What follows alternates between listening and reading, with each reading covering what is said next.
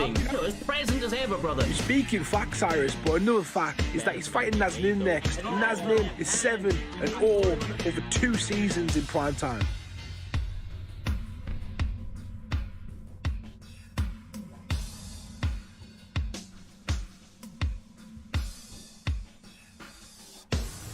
What a fight we have. Undefeated Naz Nim, the #1 contender, versus the Xbox champion EK Fonte. And it starts right now.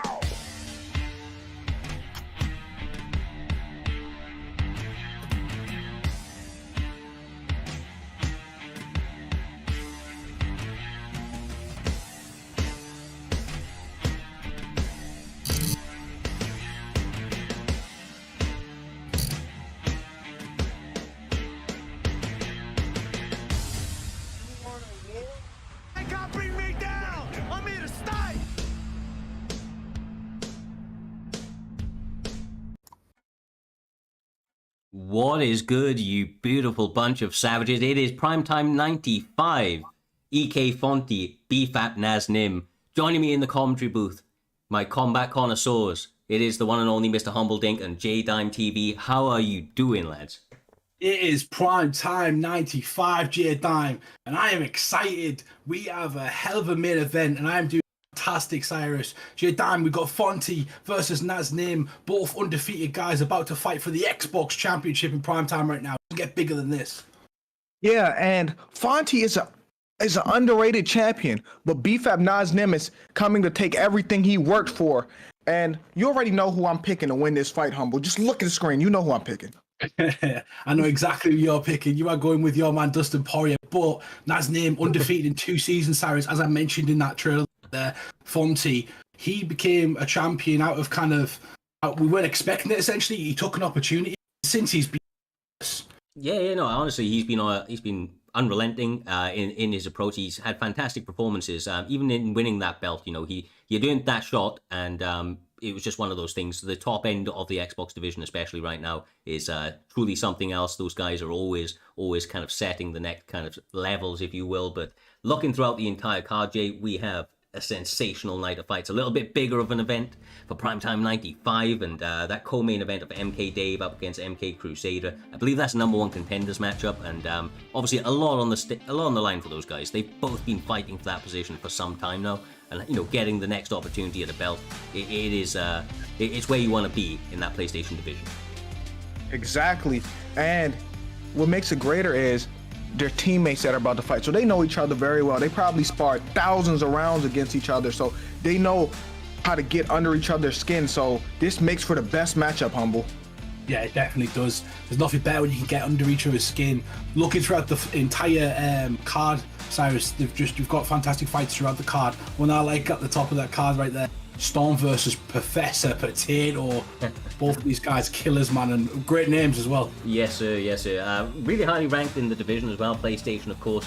Hot topic here this evening as STK Storm, ranked #8, up against Professor Potato, ranked #13. Once again, big implications for where these guys go every single step of the way through the, Primetime 95. We're only building to bigger and better. Of course, heading towards Primetime 100, and that's not too far, bro. It's not too far. It's around the corner. But here this evening, like you say, absolutely killer's row top to bottom, and because there's so many fights, we can't give all of the fights enough justice at this point of the card. And I think that with the slight delays here this afternoon, we are going to get straight into the first one. Hollywood Mud up against Lepo.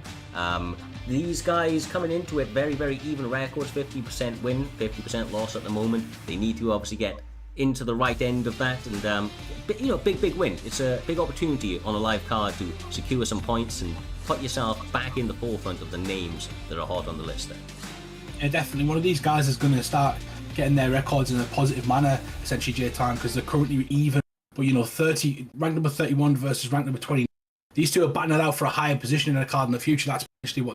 Or they'll drop off to unaired, going to work their way back up. Big stakes, J-Dam. You want to be in the right.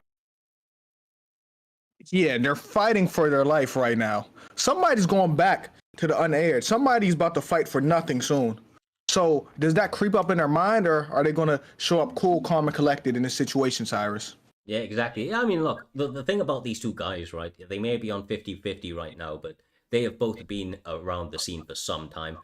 Especially Lepo. He's in previous seasons maybe one of the most active fighters. I'm sure Doc will probably confirm in the back. Looking back when we were doing the reviews of the awards for last year, Humble, I think he had put in maybe 30, 40 fights in its entirety across that period. That's crazy. That's somebody who's very, very active, gets a lot of experience in the octagon, in the primetime cage, essentially J-Dime. And he's done a fantastic job of getting the... Oh, I think your mic is cutting in and out a little bit there, Humble brother. Sorry. No, you're all good. Yeah, he's saying a bunch of nothing right now. The mic came up. But yeah, this should be a great fight in a matchup we tend to see a lot. Ooh, hold. Is there some bad blood? Hold. You see the way Nate Diaz swinging at him, Cyrus? Yeah, he does not seem to be entering this fight in any sort of slow fashion. Mudkips trying to throw hands, but young Lepo catching him with a couple of hooks, I believe it was. Trying to set up that head kick now, Jay. Looking very, very clean. Weathering that early storm and turning it around on a big counter. Yeah, but what's the backstory? Because the way this fight is going, they have real bad blood. This is not a competitive thing. This is a personal thing, Humble. Is my mic better now, Cyrus? Is that better? I think so, my man. I think so. Hopefully, you are back. We're good, bro. We'll let you know, of course, if it dips out. These things happen. Technical issues, bro. Meant to make our lives easier, this technology, I swear. Oh, 100%. I mean, just like he weathered the storm there, we weathered the storm when my mic went out, and essentially, great work from Masvidal. Yeah, but Mudkips looked like he was just spazzing out. He like double slipped and was just swinging like he didn't know what he was doing a second ago. Mudkips, I mean, if I remember rightly, traditionally a grappler, but young, and I think that might be the backstory is that Lepo kind of maybe has been talking a little bit of shit about styles and whatever else, but this is exactly where Mudkips wants to be, now raining down from stacked guard, decides to go for full guard though, Humble. Think a smart move, especially if you fancy yourself a little bit more of a top game wrestler. Yeah, exactly. You want to stay on top, but you've got to keep the position. He doesn't right there, J-Dime. Gets switched, gets to back control right now, and gets a denial. Interesting. I'm not going to lie. This grappling is more technical than what we were seeing on the feet with the striking. It was like a barn burner, like just a brawl. Now this is more technical, more composed and calm here, Cyrus. Yeah, for sure. They're able to slow down the pace a little bit. Obviously, sometimes that goes in the favor, obviously... Well, it will go in the favor of the more experienced fighter for sure, because he's going to be able to, think through these positions a little bit more clearly, Humble. I think that's what we're seeing from Lepo. He just has so many reps in the cage right now that even though he may be edging towards the striking more these days, the grappling is obviously still something that he has an edge in over some opponents like this. Yeah, exactly that. And he's got to use that experience. He's got to use what he's learned in his previous fights to try and take control of this one. And that's what he's trying to. Good work though, getting back to his feet, gets 2 denials, and now he's separated. Yeah, and now we know we're about to get now. Now it's about to be an all-out brawl. This is what we thought we'd see. I didn't think I'd see no grappling from Jorge and Nate Diaz. That's not the fight they would want, Cyrus. No, exactly. Nice couple of hooks lands. Then Stockton slap into the straight. Keep getting caught though, Humble. I mean, look, they're both throwing hands, but they're both landing massive shots, kind of through and around that block.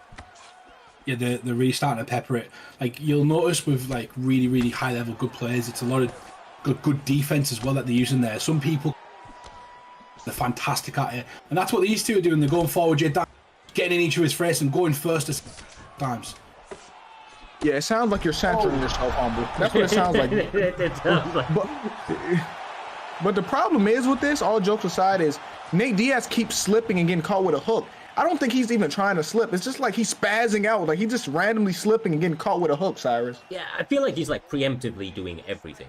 He's slipping off that center line preemptively 90% of the time. Doesn't seem like he is reading him right, obviously, at the moment. Sometimes when your opponent's standing in front of you like that, Humble, throwing good kind of fundamental shots, he's throwing, lots of straights into lead hooks and the like. It's hard to, get every weave correct because ultimately he's countering every single one every other time. Yeah, exactly that. He is countering them, and he's just, like, I'm not quite sure because the boxing combination so far seems to be to kind of keep utilizing that. We'll see if he can kind of change it around and be more defensive. Hey, Humble, are you censoring yourself on purpose? I think you may need to unplug and replug your mic there, brother. These guys starting out this round real quick though, Jay. Look at that little straight into the lead overhand. It's been one of the more favored combinations this season. So a lot of guys go into it trying to get that big knockout. Ooh. Man, if you want to catch Nate Diaz, he got to catch him in between these combos because they're all long combos. They're like 4 strikes in a row. Like, he just keep throwing. He got to pull, slip something, Cyrus. Yeah, exactly right. Look at that right there. Nice little combination through. There's a big power difference here. I mean, Nate can take some shots, man, but Jorge hits goddamn hard. Lands another one. Oh. He's taunting him and everything, and Humbled and went dark on me. He didn't win Undertaker mode.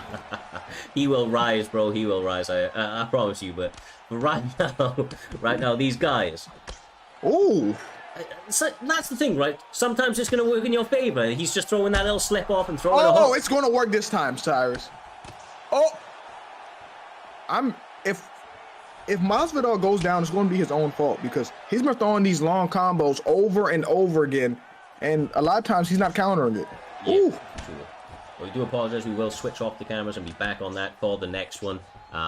Slight technical issues there, but that should be fixed in between fights. As we go forward, though, Jay, nice little look at these guys just throwing down in a phone booth, making sure that they're making every single second that they are in range count. Yeah, I don't like the way Nate Diaz is fighting. Even though he's having success, I don't like it at all. Nice little right hook lands again from Jorge Masvidal. Lots of overhands. I feel like I'm seeing frustration in the eyes of Mudkips. He is trying to get some damage. He's trying to march forward, but seems to be getting picked apart just a little bit. The damage is just that tiny bit too much from Young Lepo. Oh, yeah, I was about to say Nate Diaz needs to just take a deep breath, but it may be over because he may be out of breath. It may be done. Oh, he survived.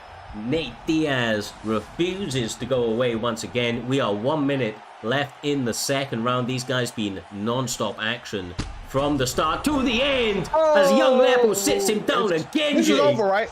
This is over, right?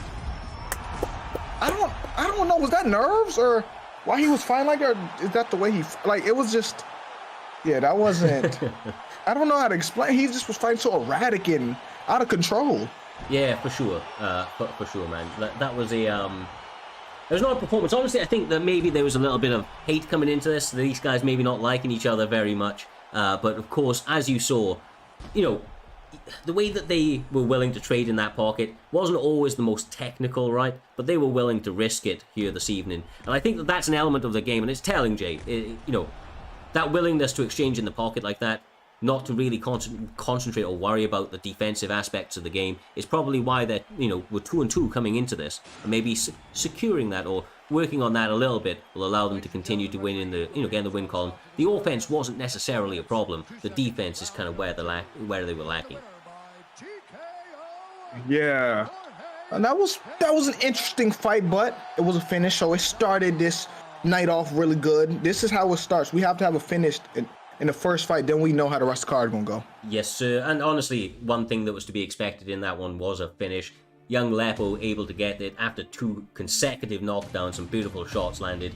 We're sure we'll see both guys back better than ever, but for the moment, we move on to the next one. It is LW on EJ up against M-Town's Finest. Unless I'm mistaken, we'll hear from the back, but I believe that's KM, M-Town's Finest. The guy's been around the scene for quite some time now. Been doing some really good work, and just much like a lot of his teammates out here, Jay, he's got a really unique style. He does like to, kind of like Caliber, mix in the grappling a little bit, but obviously his striking has looked very, very clean here in Primetime MMA also. Yeah, I do like them KM boys. It's like everyone at KM got their own little style, and a lot of times entertaining to watch.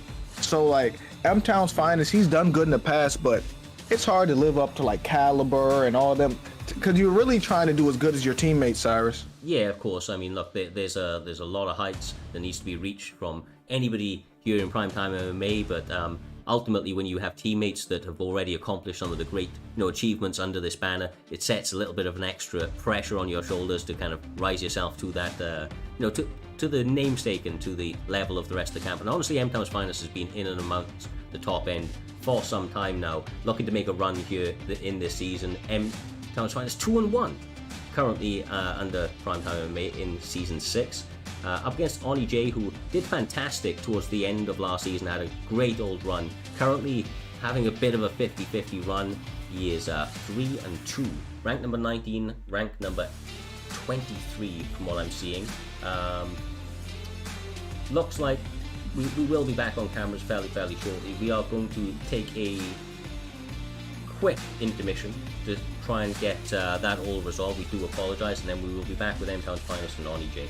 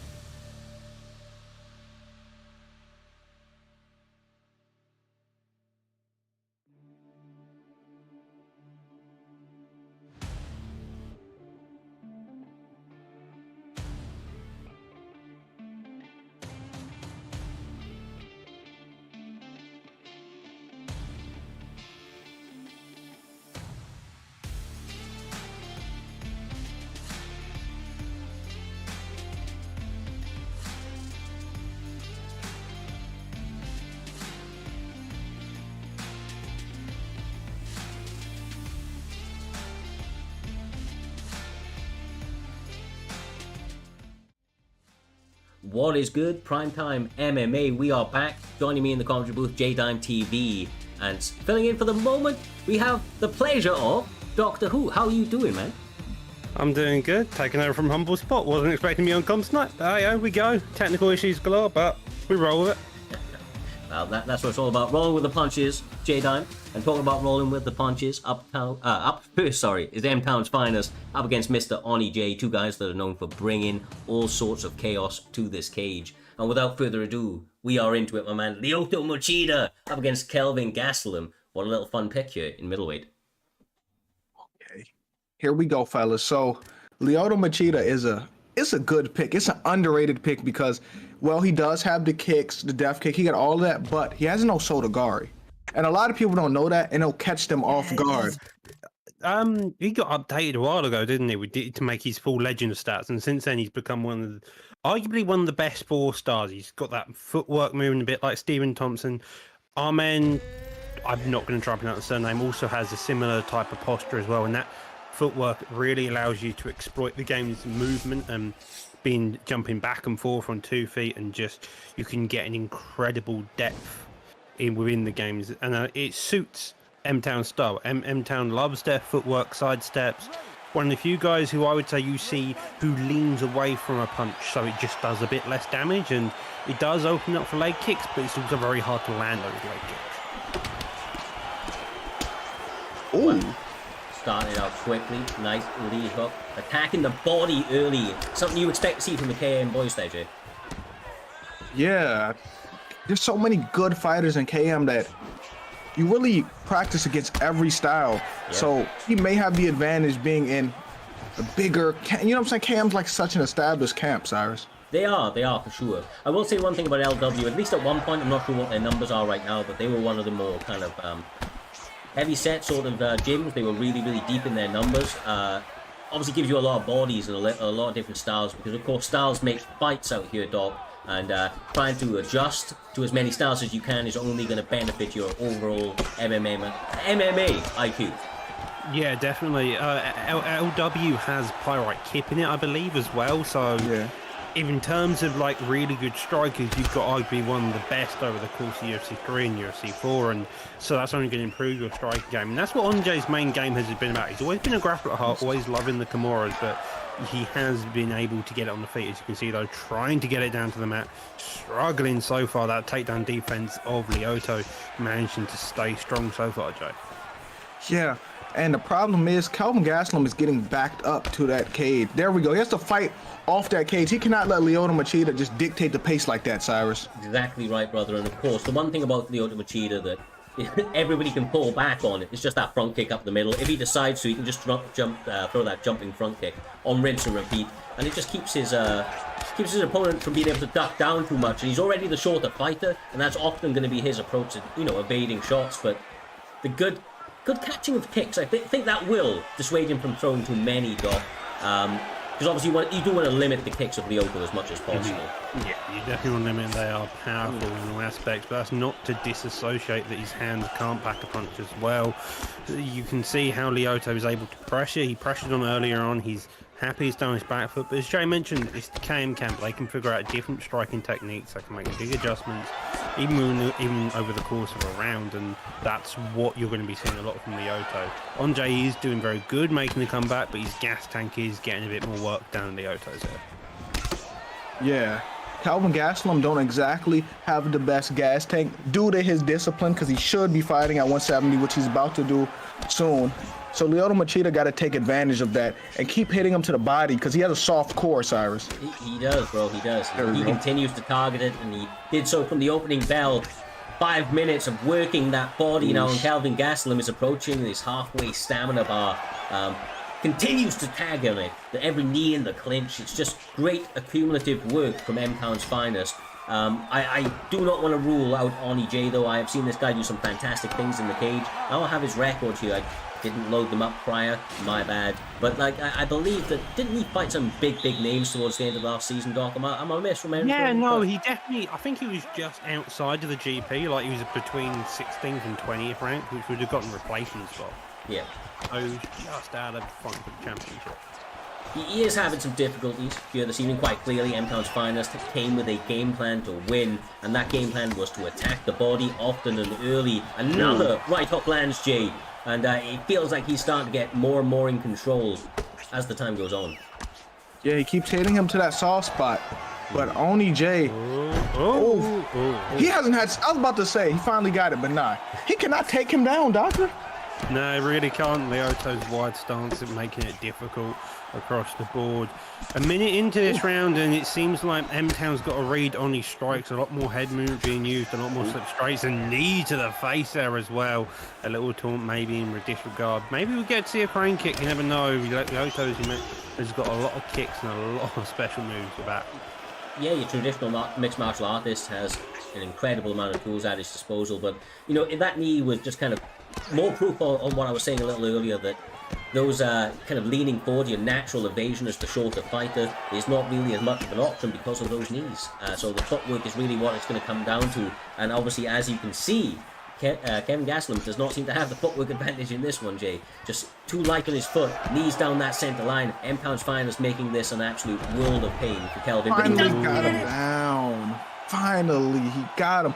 And I was about to say, he especially don't have the footwork if you're fighting orthodox with Kelvin Gastelum. Going to Sprawl is an interesting idea. You can wait out the judges if you're comfortable enough. You can take a lot of body damage, so you have to be wary of that. Oh, nice little denial, keeps him in this position, stops him from advancing from bad to worse. It's going to be really, really frustrating for him if he had to work this hard to get a takedown, and this is all he was able to get from it. Guillotine, deny, the referee is probably going to separate. I wouldn't be surprised if he got up and just jumped back down on him, trying to get back into the guard. I think that's almost the game plan now. Ref said Herb Dean don't want to see none of this. I don't either. Stand this back up, Doctor. Yeah, stand it back up. No touch of glove to there, but again, engaging. A lot of the shots M-Town is throwing are very simple, very basics. It's a lot of straight shots and knees and maybe a couple hooks. It isn't very overly technical. It's simple, basic stuff, and it's allowing him to do it. That was a really nice knee. Another knee. And here we go. There we go to Odagari. I think he just made him mad with that knee. I think that's what it was. He just upset him. I said that's the thing about Machida, man. He just has so many things that he can go to that people find frustrating. And that is there may not. No, he's not getting it. Nah. Well, it looks cool though. It looks pretty cool. Yeah, it's definitely Andre's signature. I would argue if anybody could have a signature move, Andre's is the Kimura in full guard. Well, I'm doing too bad. I mean, look, good in the eyes of the judges as well. Let's be real. I mean, I don't know exactly how they score it, but the deeper the submission gets, right? Stage 3 is, I think it's stage 3, and the judges take note of it. Okay. Give or take. Maybe 1-1, fella. Maybe 1-1 going to the third. Maybe. Maybe. I mean, Oni J's, like I said, he's staying very game, but he's hitting shots right there. The front kick lands. Kick, digs down to the body, just blocking it. Your head movement there, body kick lands as well. Shooting takedown, Obi's zone does get denied. Get through. Andre finally on the ground, a long time to work. Doesn't even have to be too patient, but manages to get reversed. Dang, he felt like he had an advantage here, but maybe he doesn't. Oh my, M-Pound's Finest about to close out the show. It feels he is looks like a predator stalking their prey as the stamina is low. He's advanced position and he's just moving freely in this position here now, Doc. Denial after denial coming through for him as well. M-Town's doing a really good job at holding his path.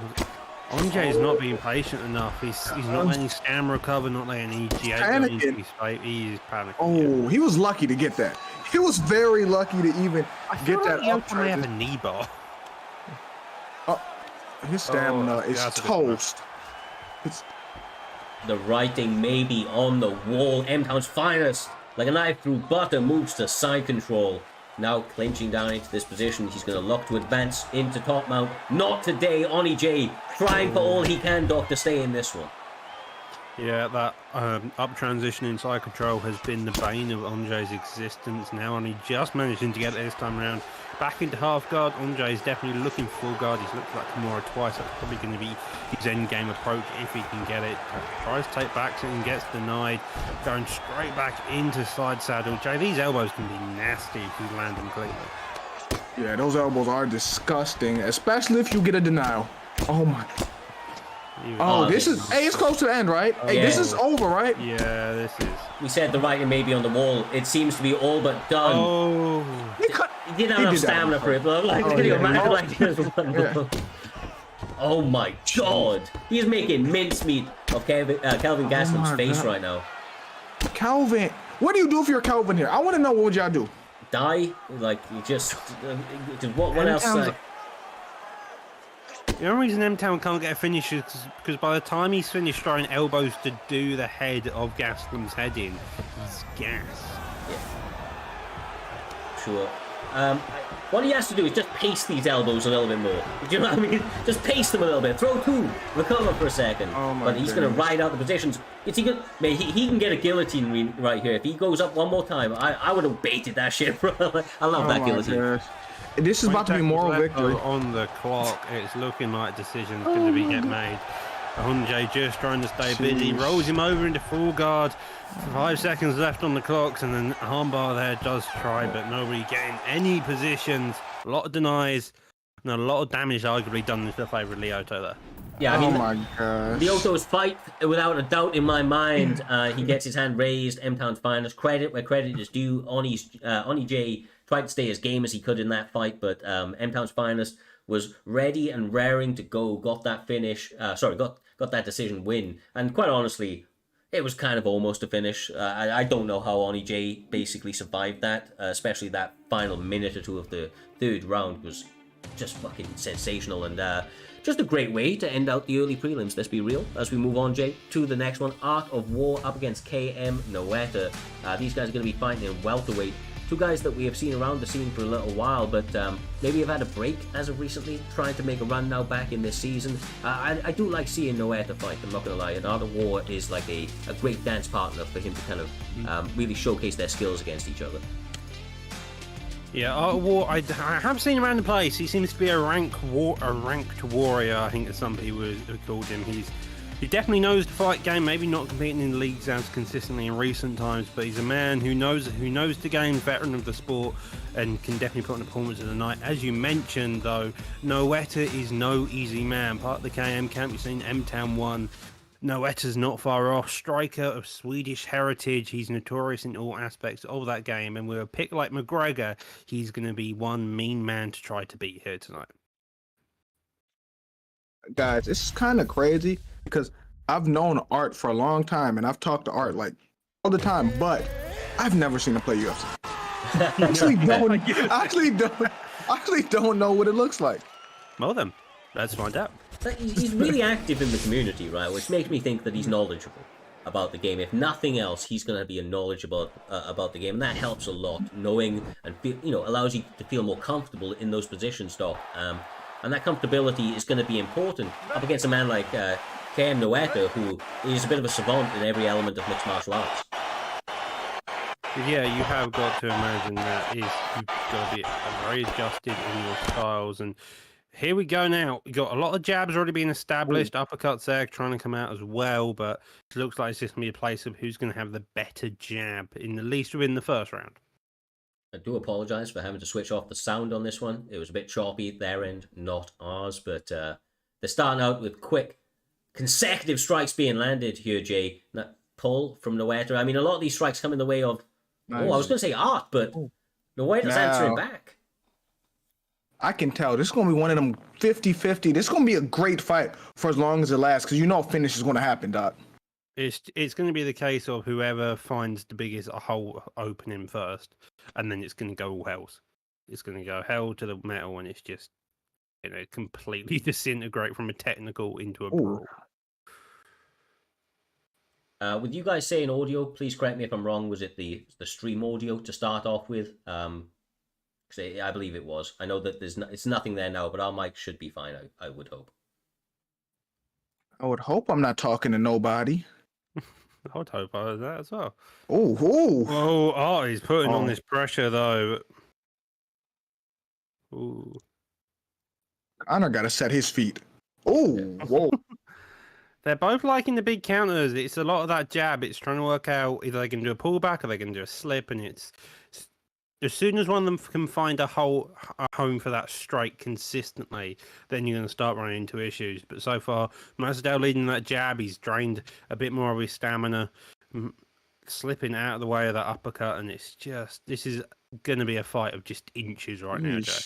Yeah, that jab is giving Connor hell. Connor got a slip because he's eating a jab on a block, and it's my god. Oh, is it over? No, it's not over. I mean, the chin of Conor McGregor holding up just for the moment. Jab. Art's looking good, bro. He's looking like the killer. Jabbing his face off, I think, is the answer. Noeta's trying to come back, but the side steps are coming into the biggest issue so far, it seems. Oh.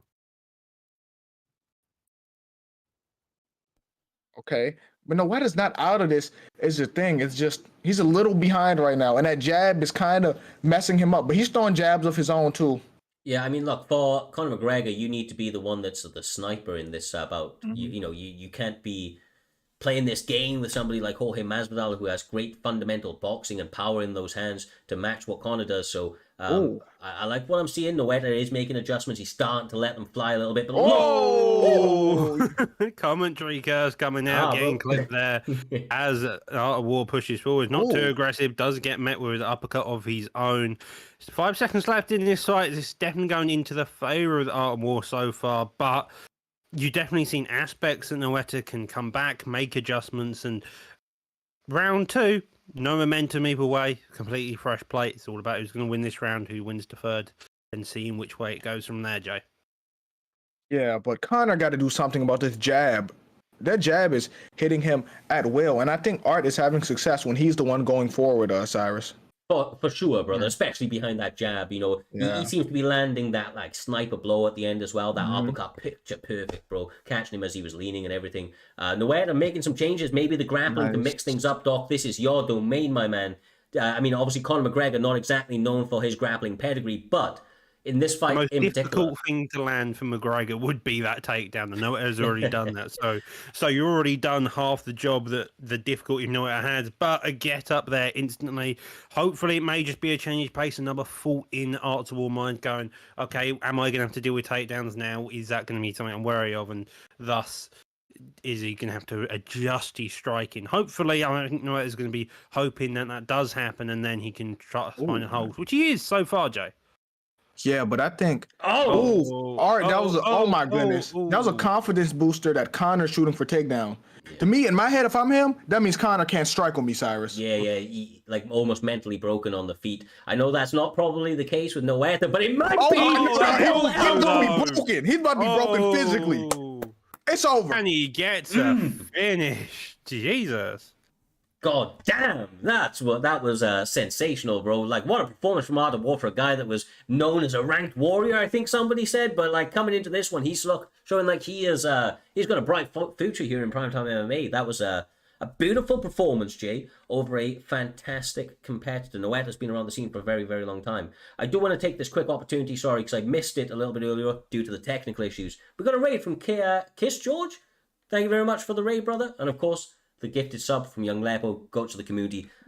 Love it. But yeah, genuinely, Art of War, he's been around for a long, long time here, Jay, with the, in people's streams, in Primetime Mma, in the chats of Discords and the like. It's good to see him come out here, put on a performance, put all of that mixed martial arts knowledge to good use.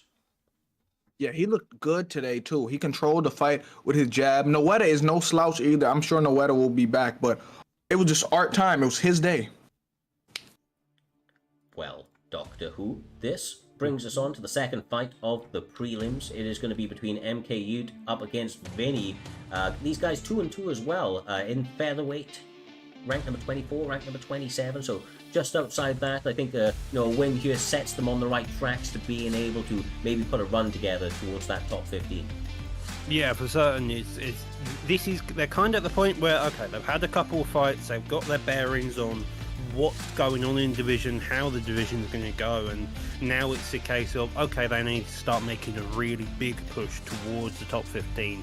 They're just outside of, as you mentioned, 24 and 27 respectively, both 2-2, so this fight's kind of really crucial for them because this pushes them into the top half of the prelims. You're looking to get the top half of the prelims, another win then arguably brings you up to the main card, and that's going to be their idea here tonight.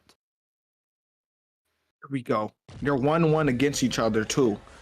Wow. So this is a tiebreaker, and it's the perfect tiebreaker because it's in PT. There's no bigger stage than this, Cyrus. Yeah, exactly right, brother. Exactly right. Your one-stop shop for all your esporting mixed martial arts needs. These guys going to come out here, put on an absolutely violent fight for sure. The Korean Zombie pick is a little bit legendary. Let's be straight up here, Doc. Going him in the rank, like in a rank is one thing, but doing it under Primetime MMA shows a level of confidence that you like to see. And obviously, this four-star rated fighter allows you to kind of get these unusual picks like that. Well, one of the biggest issues you're going to have with Chang Sung Jung is arguably just his small size, especially against Dustin Poirier. Dustin Poirier isn't that big overall, but Chang Sung Jung is even smaller. But apart from that, though, I think in terms of their overall grappling and striking, it's fairly similar. The only thing Dustin Poirier does better would be the kicks, I would argue, and you're showing right now they can definitely hang in the pocket with each other, cause a lot of hassles, and they're willing to engage with each other and just put on a barn burner here. Like it. Hey, yeah, and here's the Doc. You said that Dustin's a lot bigger than the Korean Zombie, right? Mm-hmm. That's what you. It's not about the size of the dog. It's about the size of the fight in the dog. You feel me? It don't matter how big the dog is. Yes, sir, Jay. No, you're absolutely right, brother. And I tell you, Korean Zombie is an absolute dog at that. He is non-stop action, always willing to walk forward, try to cause that, car collision sort of fight. And look, Dustin seems to be willing to exchange here with him. He's got the better of the stamina, but does get caught. Oh, that uppercut! Ooh, Beautifully timed there. Now putting on the pace, coming forward, landing another one there, gets another knockdown. Now going to jump onto his opponent, raining down some heavy shots at head healthy shots. Like he giving up. It's like he gave up. He gets it. Yeah, that boy's knocked out. Listen, this is not the same Dustin Poirier's lightweight. He can't take a shot the same. You drop him one time, it may be over, Cyrus. Yeah, exactly right, bro. Exactly right. It's Korean Zombie, brother. Korean Zombie. He's so goddamn good. He's so goddamn good. I love to see him getting used. It's a fighter that I've fought against a lot and fought a lot in this game. It's one of my favorite weight classes to go in. So to see him get utilized almost picture perfectly was fantastic. Props. On top of props. I look forward to seeing these guys fight in the future. Was that Ute that got that win, right? That was Ute? Yeah. I want to give credit. Crazy. Yeah, good man. I look forward to seeing what he's able to do in future. The MK boys obviously on a rise here this evening, as we see in the co-main event, two MK boys matching off against each other for the next opportunity at PlayStation Gold. But for here this evening, MK Gold gets the team off to a great start with a big W there. Up next, however, Jay, we have the PlayStation Warriors themselves. It is the guys that wear their hearts on their sleeves. They fight tooth and nail in these bouts. And win or loss, I tell you, this is going to be one hell of a fight between Kai, former champion, and STK, Reaper. God damn, bro, what a fun fight we have here. I wish it was Kai. He said I would. No, it's Smoke is filling in. Oh. Yeah, Smokey. Yeah. Do you know that what, was right? a war that was booked in, but instead we got a different war. Do you know what? Okay, look. It is what it is. Kai is out. I don't want to ruin it all to MK have been on a rise. I think I just set this up, right? MK have been on a rise. And once again, one of the MK finest is going to step into the octagon here this evening. He is, yeah, bro. Talk about capturing opportunity as they come, J-Dime. This is the opportunity right here on the card, bro. Big opportunity ahead of him. I want to say I'm pretty sure. I could be wrong, but I don't think I am. Smokey fought for the... he was in the GP. So he got into that top 15 very end of last season. And so he's had a couple of tough fights. I think he's gone a bit of a lost streak, but now he's back in the game. He's got a couple wins on the unaired, now finally here, and he's looking to put on a performance and a half, I think, especially against someone like Reaper. Okay, listen to me. Listen to what I'm about to say. Did you just read, what's his name? Did you just read, who is Smoke fighting right now? Reaper? Reaper, yeah. Mm-hmm. Look at the gamer tag. Look at the gamer tag we're reading here. Someone has a gamer tag that say TK Josh loves men. That's interesting. That is a Look, bit odd, mate. A bit odd. Yeah, like That is a bit what is odd. wrong with you? No, like what? So yeah, that's Smoke what it had- is. So that's smoke. That's Smoke. Why? That's my Like Why? Smoke, you my boy, but why? I know. Like, why would you? All right, let's Well, get to the look, yeah, fight. it is. I mean, even with a win, he may end up with a suspension this evening. So, like, he's fighting to go out on a bang. I have to say that Reaper, of course, is going to try and answer with some big ass strikes. He's going to try and stop these takedowns. Of course, Reaper does like to work on the feet, but ends up in full guard early here, Doc. rubber guard now instantly after pulling guard. Does manage to get out of it. You know, Reaper's probably going to look for a posture up and then probably get up as quickly as he can. Another rubber guard, though, attempt by Paddy Pimlet. Does get it. Gets out of it again. It's looking like it's going to be the case of Smokey's got to really think about getting those knives as much as he can. Zedzo just goes for a simple reversal. Yeah, I don't think Reaper wants to be here because as much as like I know Smoke very well, Smoke wants to grapple. Reaper should want this to be on the feet. That's his thing, Cyrus. Exactly, bro.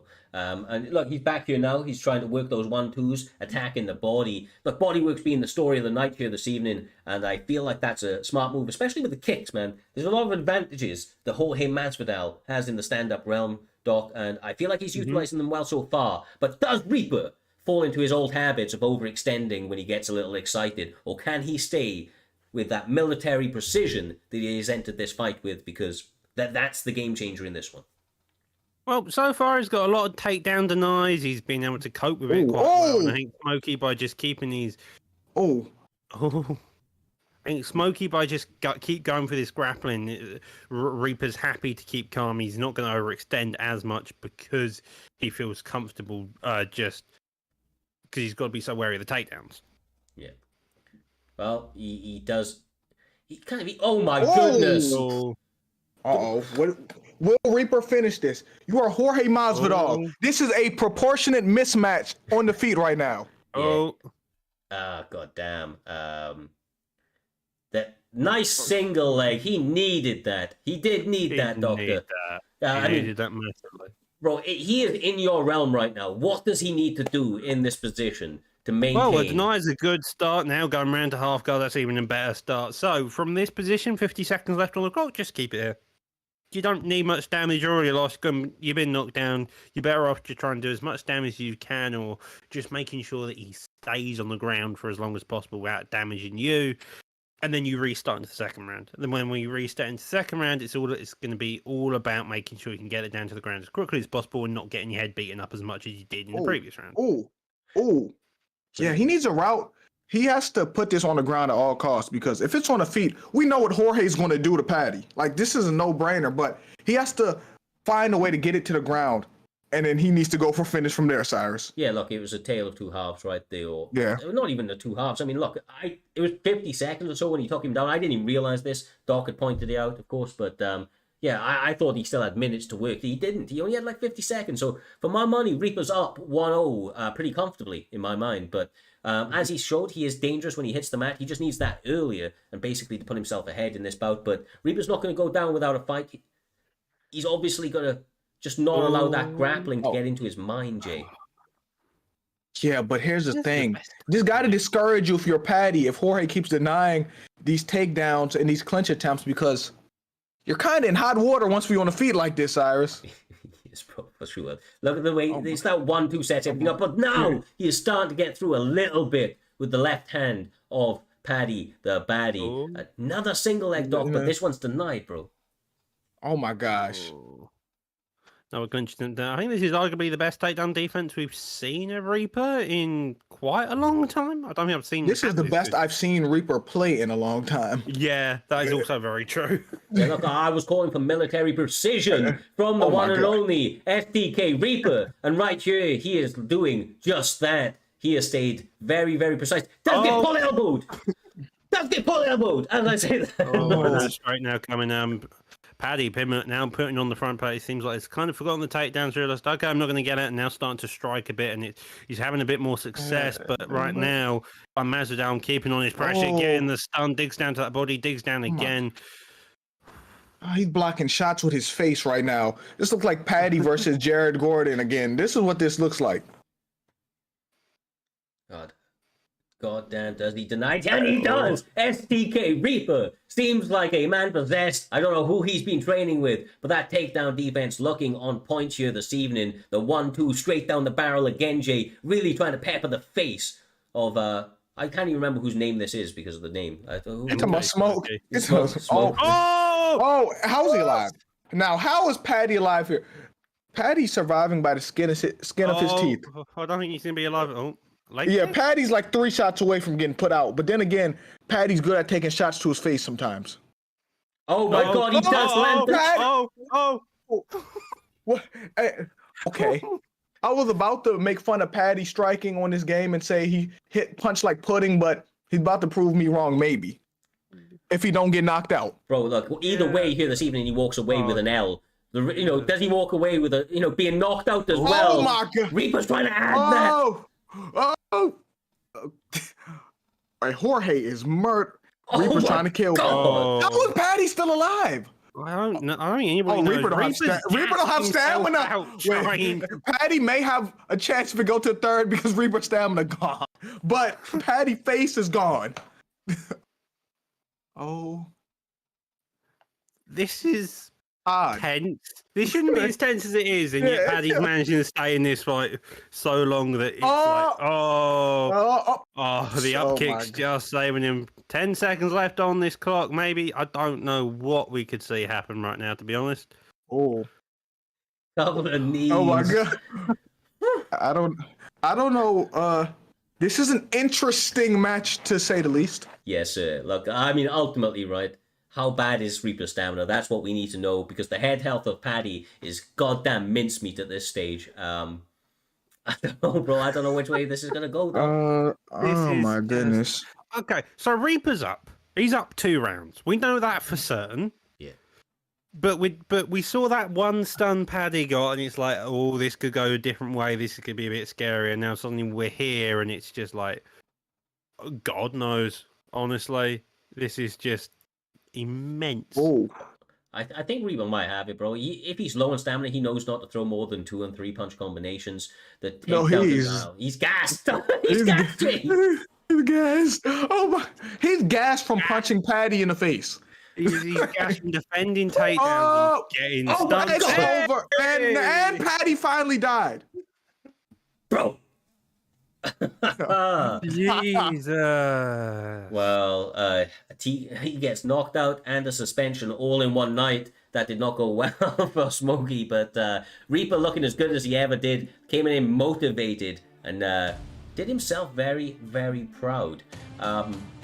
Yeah, like, honestly, I knew it was going to be a banger when Reaper's in there. He always goes hell for leather.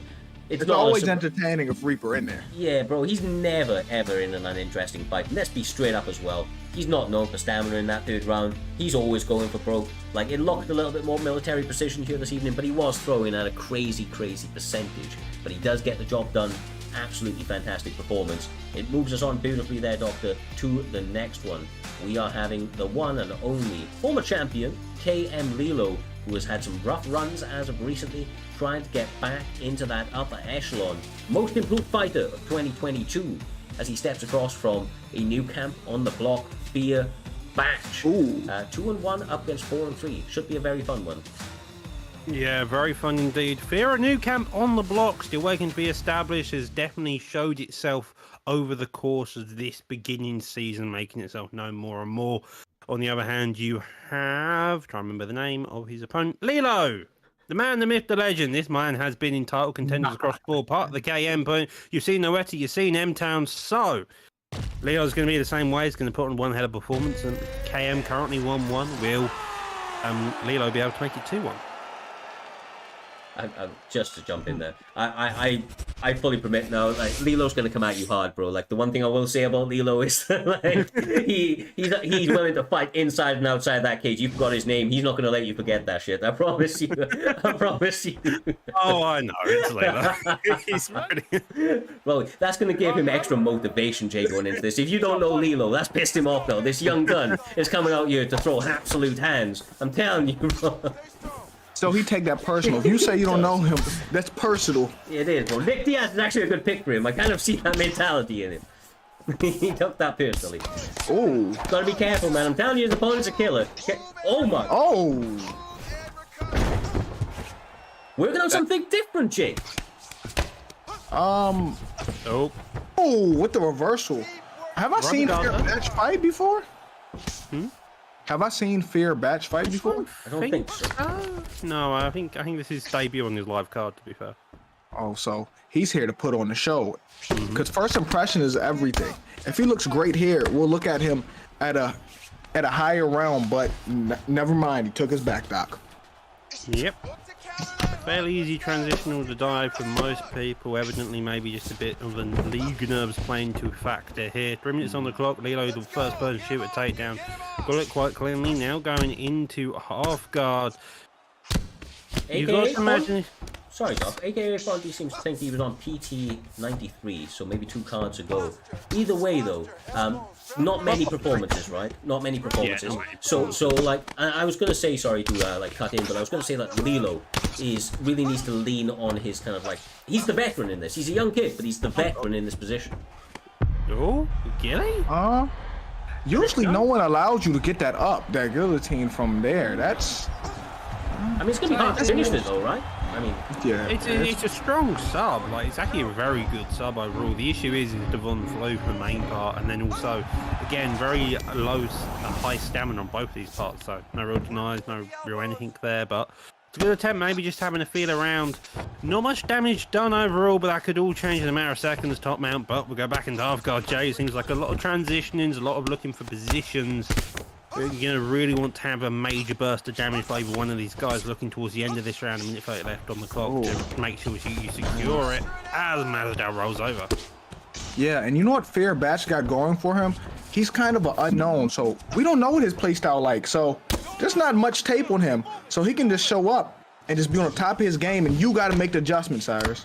absolutely bang on the money there, J Dime, as always. When you're new to the scene, there's not a lot of footage on you. It is a lot harder for your opponents to prepare in in what is a very, very deep kind of skill set on both sides, the PlayStation and the Xbox. A lot of these guys have hours and hours of footage of competition out here, not just from Primetime MMA, but around the around the scene. These guys now, like Lilo, put in so much work. I feel like you can see the fruition of that work here this evening, Doc. He's leaning into that veteran savvy. He's trying to cause extra pressure on his opponents, trying to force mistakes. And I feel like he's won this first round fairly comfortably. And it's actually on the newcomer now to settle down and make the necessary adjustments.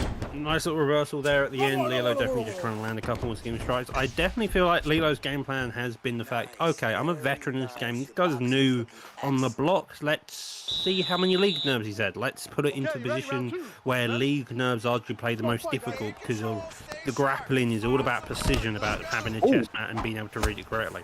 Striking though already on the block, looking for the slip step, side step when you can. Nice. Oh, done him, Lilo. Oh, nice. Uppercut again, a knockdown already. It's a lot different towards the last round. Lilo's the one who's got to respond in kind here. Yeah, and Batch is over here trying to show that he's here to stay. He's trying to make adjustments from the first round and prove that he belongs here, Cyrus. Yes, exactly right, man. Fear Batch fainting that single leg, much like Lilo did in the first one. No, couple of shots! Okay. Okay, is it over? Him entirely. Now raining down shots within the top man position, looking like he can get a finish. Only just managing to miss a straight, saving him by their minuscule of hairs.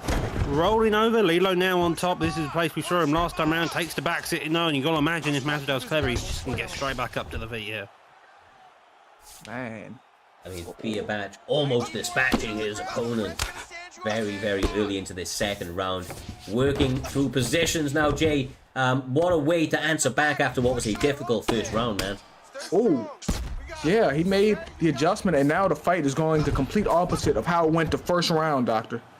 Yeah, Fear made looking like he's got a bit more confidence, getting a very good denial there. 2 minutes 40 left on the clock. 2 knockdowns into the favour of Masvidal. Right now on the ground, Nate Diaz evidently showing that he could grapple in that first round, but now he's on bottom. He seems to be having a bit of struggle. Does maintain full guard, Jay. But if you're Lilo right now, you need to make some really big adjustments with your striking. Yeah, you said it best. He needs to make some big adjustments because Jorge or Batch made his adjustment. Now you got to adjust to his adjustment, Cyrus. Yeah, exactly right. The game of inches. It is absolutely, it's basically chess, bro. It's basically chess out here. These guys have got to be 10 steps ahead. They've got to make all sorts of reads on their opponent. Death kick coming out there. Thea Batch really, really doing well for his team. Really, really well. Does he slip and lands that straight? My goodness. Does he seem to be pouring on the pressure onto Lilo now? Trying to take the veteran out. Go. Just managing to avoid a couple of shots. Looking like he's going to go for a deny. Maybe a stat guard approach or a get up. An armbar, though, comes out of nowhere. This could be a dangerous position. Although 50 seconds left on the clock, the blue bar going fairly quickly. Have also got a slam to deny, Jay. It's like it's going to be cut in the corner. Gets the slam.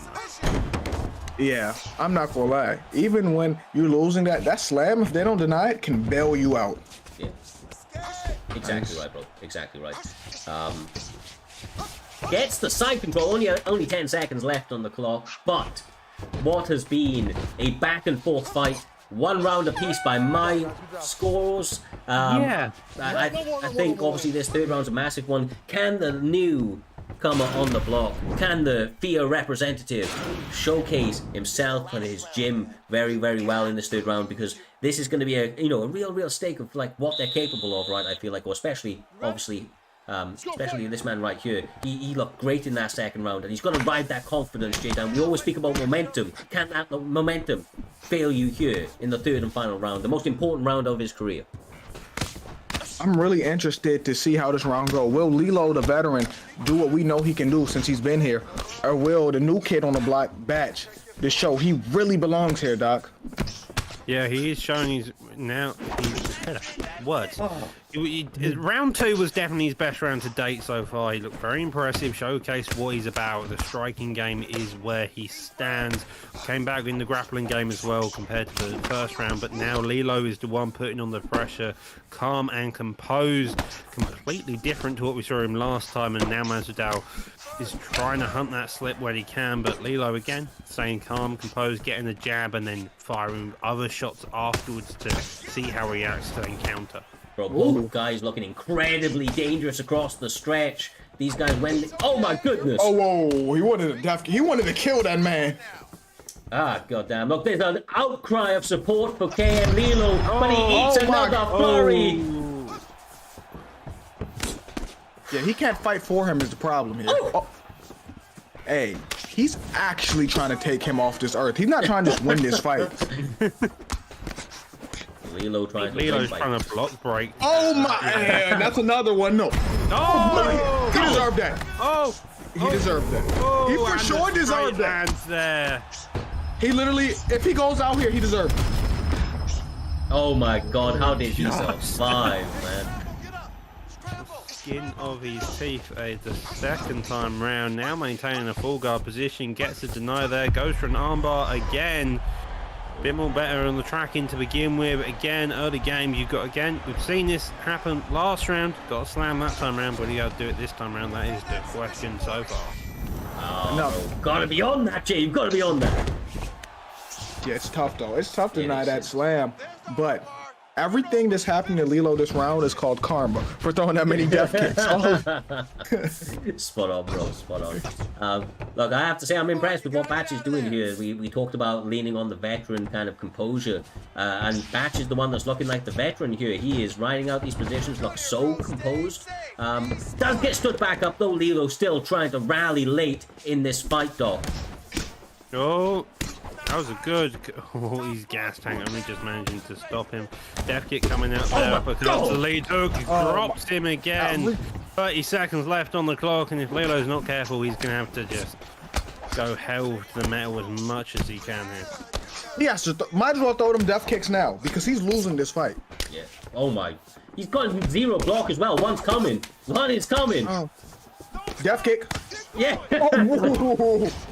Oh!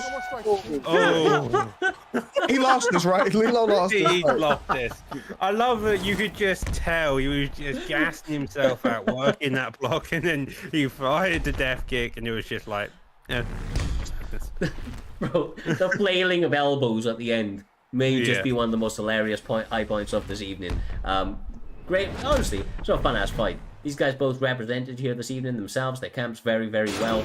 They will both have very, very, bright futures here under Primetime MMA if they continue to put performances like that. But we now go to the judges' scorecards. Judges score this contest 30-27. Hey, we know who lost that fight. We know who lost that fight, guys. Jorge Masvidal. Bro, they went 30-27. They gave him the first round too. Really? Was that badly on the damage? Yeah, I mean, it must be... because otherwise it would have been 29-20. Yeah, no, that's... They gave him 30-27. 30-27. God damn. Great performance from that man right there. Like I said, new kid on the block, showcasing himself. We, if he was on PT 93, we apologise, but we will definitely remember him after this one here this evening. An excellent feather in his cap. Cam Lilo, truly a man to be feared in this division. But he has been on a tough times recently. The Cam boys, of course, are going to have to go back to the lab and work on some of those deficiencies. I think a part of it is maybe the mental game at the moment. I feel like he gets emotionally involved in some of those fights, and sometimes his opponents are able to, ride out some successes as a result. But with that all being said, my man, another guy that has had a bit of a tough time as of recently, which is very, very unusual to see. But he is here. He is trying to rally up against an excellent dance partner and a sensational striker in Pigeon. So we have Pigeon up against BFAP Trixie next, Jay. This one is in middleweight, if my eyes do not deceive me. And they're two very, very fun fighters to see compete. Yeah, it's been forever since I've seen Trixie on the prelims. Trixie should use this as motivation, but Pigeon Scout is a phenomenal striker, so it won't be easy for him. So it's not going to be easy for Trixie because Pigeon is no slouch. Yeah, and look, his back is up against the wall right now, dog. This may be the first time in 4 years that Trixie has not been inside that top 15 or top 10 even. This is a difficult spot for him to be in. In a row. I'm not. You know me, bro. I love Trixie. He is a sensational competitor, but it is odd to see him in this position. So he's back up. He's up against the wall. He has a lot of people doubting him in the chat throughout the last couple of performances, and I know him very well. He's going to want to answer this back in a big way against somebody like Pigeon, who is, like I said, a fantastic dance partner, very, very fun striker, likes to bring the action, and he will engage Trixie on the feet, where a lot of guys have been trying to kind of maybe make it a little dirtier and whatever else, right? Indeed.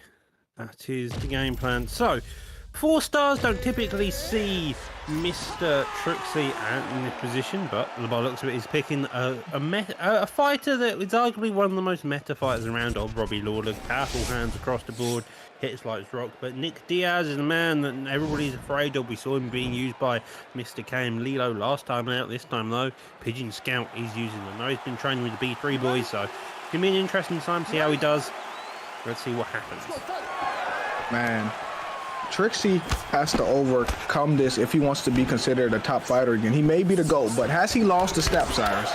Well, I will never count this man out, but he, like I said, has definitely fallen on tough times recently. I don't feel like his skill level has dropped just a little bit, but of course the division continues to get better and better. Adjustments are needed from this man, and he continues to surprise us every time out here. But like I said, I will never ever doubt out Pigeon either. This man has knocked out some fantastic competitors over the years, and really has had a lot of successes on the feet. So as much as I said that he's a great dance partner on the feet, I wouldn't even be surprised, dog, to see Trixie shoot a takedown at some point in this fight. I wouldn't be shocked either. If there's one thing that Trixie is always if there's one thing everybody forgets about Trixie is his leg kicks. Whenever you see Trixie going the leg kicks out, that's when you know it's going to be one hell of a fight. Already working that lead leg of Diaz as he goes. And he's just trying to box his head off, then digging down low, sneaking his shots out as Diaz is trying to counter with a lead hook. And it's just, I feel like that's going to be the game plan. Slow, methodical work by Lawler here, Luna. Yeah, I mean, traditionally I would think that's the case, but I actually feel like that is Pigeon's approach right now. He's looking for pockets to explode in, but Trixie gets the better of that right there. He explodes into action. Then look at finishing. I was about to say, is it that fast? But yeah, now it's time for Pigeon he's in survival mode. He has to stay calm and try to recover because Trixie already got all the momentum in the world. Trixie wants to be back on the main card again. I think he's upset he's on the prelims right now, Cyrus. He said, yo, did he? Oh my. Oh, god damn. He's reminding everybody. He's reminding everybody, I think bro. it's over. I was shocked that bloody Diaz decided to survive that many shots. Oh my god. Oh, That was an easy night at the office, fellas. Easy. God damn, bro. That's the mythical legend of Trixie at 4 stars. Doubt we're going to be seeing him. Probably can get into that top 15 mark. Arguably back onto the main card next time out. If not next time, then after that. Trixie putting on one hell of a performance. I mean, that's no dissuasion to Pigeon. It's Trixie. The man is killer. Yeah, truly. One of the goats of the community. Like I said, definitely on tough times recently. We're back in the win column in a big way up against somebody like Pigeon. Pigeon was not able to rally here this evening, but you know, he had his moments. I just feel like the killer instinct of Trixie is something else, and especially because his back was up against the wall here, Jay, and he knew it was only 3 rounds. He just took that opportunity. He went with it, bro. He was like, look, if I get out this next round and I'm gassed, so be it. I'm going for that finish, and he just pulled on the pace. He was able to secure it very, very clinically. Yeah, that was an easy night at the office at the end of the day. Yeah, no, for sure.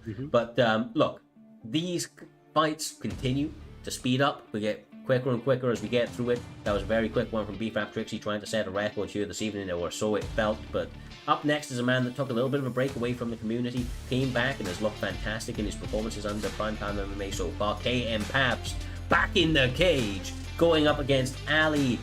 Oh, who is that? Let's be straight up. Ali has been an absolute breakthrough competitor of this season. A number of stand-up performances. Obviously, did not get a win in his last one, so a little bit down the card here. But am I wrong, Doc? Am I wrong? Crazy Dragon is it? Yeah, Crazy Dragon's in. But KM Paps has got stuck up that mighty tree again. I don't know what is it with these people in the tree, but they seem to find it, they come across it, they've just come on this path, and they start climbing it for some reason, who knows why, and we're left to have to find replacements. Yeah, I mean, look, I don't know how long you were going to let me go with that before you told me, but I appreciate it, bro. I appreciate it, you know what I mean, lad? But it's okay, no, but like, all seriousness, Crazy Dragon is one of the true OGs. We have an OG role in the Discord. If you've been with us for a long time, you're not an issue and whatever else. You know, you get the OG role. UFC 3. Yeah, he's been around from UFC 3, and one of the early sides of UFC 3 is honestly one of the guys that have been around probably since about its inception in the early IFL days, but right now he is trying to bounce back in a big way. I'm not sure if he's still in the LW camp, and he'll probably slaughter me if he's not, and he would slaughter me if I forgot it either way, but he's a guy that has genuinely always brought non-stop, unrelenting forward pressure, and has a really, really good ground game to go with it there, Doc. Yeah, and by the looks of it, he's going to be using your favourite fighter here, looking to put on a beautiful destruction showcase with Ali picking Zabit. Yeah, so it's a tough fight though, Jay, because the Beat is a fucking monster in this weight class, and he definitely has the right reach advantage, he has the trip, he just has a lot of advantages in Cub, or, you know, in the stylistic matchup, so Crazy Dragon's going to have to mind his P's and Q's to really, really not get picked apart from the outside here. Yeah, but Zabit hands are slow on this game. This is true. They're not powerful, but with that being said, everything else is great. Oh my god, already Cub Swanson is looking like he may be on to an early winner. Pull, or slip, hook even, continues the combination, looking for opportunities for that big spin kick to the face. He has to be very, very light on his feet and try to be the guy striking first. Standing in front of those shot stock, only going to allow somebody like Zabit, who is the slower fighter, to land those big and powerful shots. Lovely takedown denial there, though, by Crazy Dragon. Now working that body, that stamina's low. If he can dig down to it during that course, he would have done even more stamina damage. Those a beat, pain in kind, working with the lead hook to the body. But so far, both of these guys trying to figure out which ways, which holes are going to be filled, and that body kick now landed. Mm-hmm. Ooh. Nice work. Straight into the lead hook, Jay. I knew I was about to say that. I was about to say he should have also guarded him just to set the tone and show him he's not playing any games. He's on that BS. Yes, sir. Now he's in side control. This can be a dangerous position. As I said in the past, though, Crazy Dragon is known for getting submissions on the mat. Does work his way back to the feet for the moment, Doc, as he takes the back and tries to get his opponent down to the mat. Looking good for Crazy Dragon as he seems calm and composed throughout every element of this fight so far. Calm and composed in all aspects. Guess number deny though now goes into backside. This position is dangerous in of itself. One short barrage can definitely do some damage. Crazy Dragon deciding, okay, let's get back on the feet. You can deny me. I've just rather have a brawl here and switch kicks coming out. A lot of the body work of Zabit seems to be doing, which I think is a very good idea, especially since Zabit's cardio isn't the best. Ooh. Man, Cub Swanson needs to put hands on him. You have the boxing advantage here. Bro, just stay out of kicking range. I was literally going to call the same thing, brother. The boxing is where Cub Swanson does his most beautiful works. He does have some unorthodox kicks he likes to throw out there, the cartwheels and the like, but boxing, the speed on those hands is something else, so continues to tune him up with short combinations. Oh my god! Cartwheel lands from Zabit. Somehow Cub Swanson eats it. Ooh. Nice. Hey, you know what Zabit should do? Y'all gonna hate me for this. Osotogari him again. Yeah. I mean, you're not wrong. I mean, if I'm Crazy Dragon, I think I want to be a bit more. He's throwing a lot of wild kicks. It's mainly that spinning heel kick. It's a bit on the wild side. It's not really set up very well. You can easily get a duck if you're Zabit. And even then, you've got to be working the block a bit more to really land it cleanly, I think, so far. I think that's the adjustment he's got to make coming into this next round. He's got to be a bit more calm and composed, a bit more collected in what he's going to be looking to do, more targeted in his approach, and that may open more angles. Because there you go, he got 9 out of 41 single strikes landed. That's the beach round. Mm-hmm. Well, look, straight up, I feel like right now, although Crazy Dragon may be slightly ahead in this fight, he is honestly not fighting to the strengths of Cub Swanson, so he's fighting him, with him putting himself at a handicap. It almost feels like, as somebody who loves to fight as Cub Swanson, Ooh. The boxing definitely needs to come out a little bit more like he's doing early in this second round. What a big kick! Oh! Now he's here. Oh, that is rough. Oh, straight. This may be good, turn bad. Up on the hook. Oh, this was just good a second ago for him. Oh. Tide's turning instantly into the favour of Zabit. He's now on top. He's down a knockdown, but not without doing some serious damage himself. Playing the aggressive game, working that block. Gets reversed though. Now Cub on top. Man's got killer hands even on the ground. Just got to be able to use them correctly. Tries to get in top mount, doesn't manage it, and now sprawl against his cage. Goes into backside, getting out of it, but decides to get up though. Nice work trying to get that straight off. Nice right hook again from Cub Swanson. The boxing looking very, very clean across the stretch. Nice switch kick there, Jay. Continuing to attack that body, causing effects on his stamina across the course of this fight. Yeah, but Cub Swanson had some success with him, and I thought he was going to potentially finish him, but everything turned left after he tried to get on top of him, Doc. Oh. Does definitely seem to be the case. So far, Cub is winning on the feet. I want to say his body isn't doing that well. He's getting targeted quite badly, but I think he's asked about winning, especially with the knockdown. So it's kind of another one. He ate that. It wasn't just any ordinary knockdown. He spun and plucked that fucking heel through that guy's face. Somehow Zabit was able to survive and recover, but I mean, and also he's marching forward still, but he's still getting pieced. It's a crazy mixture of pressuring into your own damage, Kind of walking into it. And body kick there, tries to get a counter as you can CJ, but I'm not quite sure what adjustments one of these guys need to make here. I mean, Zabit should just step backwards in for my money. Seeing what he just tried to do. He tried to Osotogari him a second ago, but it threw the body uppercut instead. 1-2 again from Cub Swanson, trying to get the hands going. Zabit getting trickier and trickier, and he does now have a stamina advantage. Ali could try to capitalize on that as he continues to attack the body and go for the flying goddamn knee. Oh my. Yeah, Doc, I don't know what adjustments they should make in this. It just seems it's not. Right. It's not a brawl, but it's not technical. It's somewhere. It's some middle ground here. There's It's that very yeah. middle ground where you're just like,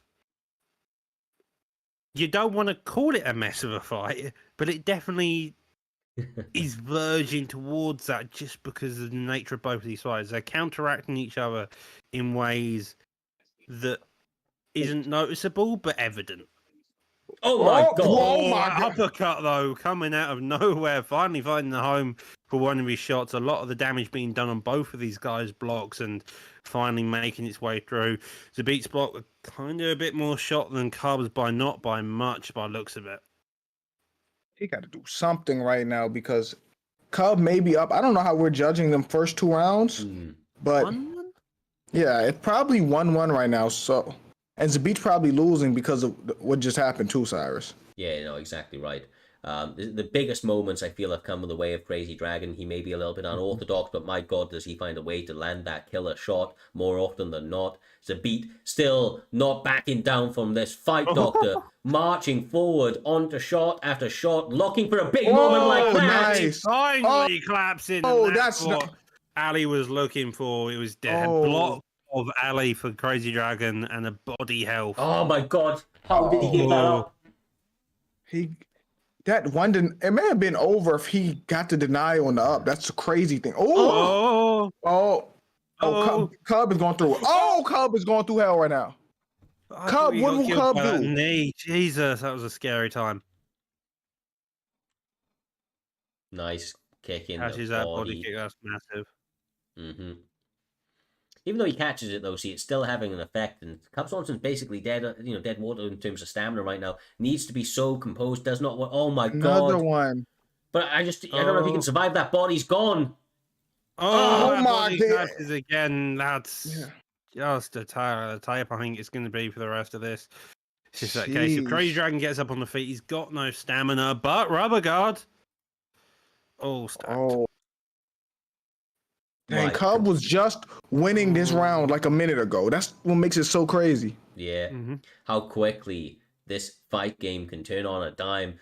Another knee to the body. It just seems relentless. Cub Swanson having so much difficulty. Block low, bro. Your head health's fine. The body is gone, blinking eternally. I think a 1-2 head kick could work. Oh my god. But he's trying to find the distance right now. The hook's coming in. Bro, switch kick again. That's dang, body. Jesus. These body shots are doing him so bad. That was nice elbow. Jesus. How was Cub still alive? I don't know, bro. He's a warrior. That's exactly why. Cub Swanson will go to the goddamn end. Another body shot. Oh my god. Cartwheel. And he it's over. Finish. Jesus. It's crazy. Look, a lot of switch kicks came out there. A lot of goddamn switch kicks came out there. Cub Swanson, his body was goners. I don't like seeing him go like that, but ultimately, Ali was able to do whatever he needed to get that victory.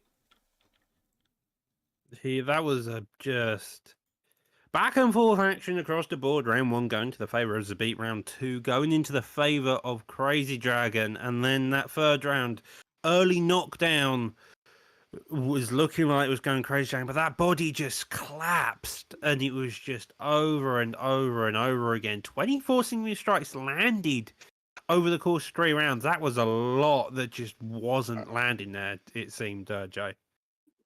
Yeah, do you see? Dang, the efficiency was so bad. 54 for 220. He was hitting fresh air. That's the crazy part. But that last round, he did him so bad, and Cub started so strong. He did. Like Crazy Dragon, as his name suggests, is a crazy motherfucker in that cage. He marches forward. He likes to throw hands. Did have some issues in this one, of course, over the course. The body work just mounting and mounting and mounting for Zabit. He may have been the slower guy, but accumulatively, he had the game plan to put it all together for those later rounds. And, Cub Swanson, he couldn't keep his hands low, bro. He was worried about those headshots coming his way. He was like, now he's going to go to the head. And Zabit never went to the head, bro. He continued to attack that body. But yeah, brilliant fight, quite honestly. Not always the most technical, but my God, was it entertaining as they continue to fight tooth and nail for that finish. That does march us very, very quickly forward to the next one, Doc. Joe Weller up against Mike TT. This one back over on the PlayStation side of the equation. Give us a little bit of a breakdown on these fighters, brother. Oh, both of these guys are kind of the upcomers side. Pretty sure Joe Weller's 2-0 right now. He's looking to break into the top 15. Mike is 1-0, a replacement from earlier on from the week. Both of them going to be in Friday welterweight. Rank 11 is Joe Weller, so he's already into that top 15 now, looking to push even further up. So 1-2 more wins definitely puts it. A win tonight here puts him on that main card, puts him into the ideas of being around that title picture, and I think that's going to be the goal. Mike, on the other hand, of course, 1-0, another win puts him kind of around the same position, maybe into the top main card, and again, both of these guys, it's making a name for themselves. It's putting them up closer into the higher rankings to fight guys like you see in our co-main of NK Dave and MK Crusader, Dino as well. And so it's just about what's going to happen, who's going to happen, and can they showcase their ability to fight here tonight and show a reason why they should be on the main card. Yeah, exactly. Look, it's a big opportunity for these guys. Like I said, the MK boys as a whole have been through in force recently, man. And this is another guy, they haven't lost here this evening. I don't think that he's going to want to start here, of course. He's going to want to come out with a big victory. But, yeah, look, these guys have got interesting picks as well, J-Dime. We have Paul Felder up against another Jorge Masvidal. The Jorge Masvidal, a strong pick for a reason. I do feel like Paul Felder could be a great counter for him, to be quite honest with you, if you use Paul, to Paul's advantages. Yeah, and I've actually been playing Mike recently too. Mike, over the past few months, has made some good improvements from when he used to be MK to when he joined TT. He's just been slowly getting better, Cyrus. Oh, right, okay, so he's not already... I saw MK and I thought it was MK, my bad. So he's in TT. Nevertheless, formerly MK. Those guys have been doing great, and I'm sure that he is one of the top level guys rising through this division, so I'm interested to see what he can do here this evening. The PlayStation division has been, continuing to surprise me week in, week out. Levels continue to go up, and as you can see, these two guys are kind of at a point now where they are surging towards that main card, as we had mentioned a little bit earlier. Welterweight is a fun weight class to be in, and with this 4-star restriction, Doc, it has set us up for a beautiful little fight here this evening of a kickboxer v boxer, a Muay Thai guy v boxer. Yeah, Paul Felder he's not someone you see too often, but his hands and kicks and overall style was actually pretty killer. Quite long in the division as well, so it's in favour. It's working that body already with the spin kick. Leg kicks in retaliation so far, but if you're Masvidal, you want to keep this. Nice, Paul Felder. Nice. That was nice. That's a great start for Paul Felder, Cyrus. Ooh. Yeah, and again, he's looking clean, brother. I love to see Paul Felder get used. It's a pick that I was fond of when I was playing the game on my Xbox, but he can be tough if you're not too careful. Already getting a little bit tagged now. That boxing coming through from Mike. Yeah, but the Oh! Now Jorge's got his moment. Now he's trying to steal the round. And it seemed like Paul Felder started off really strong too. It's sort of soon, but it's back and forth, across the bill. Both these guys arguing for fight of the night so far. As he puts pressure, gets a split hook, elbow there coming out as well, and my God! This is a great fight. I'm loving both of these guys striking.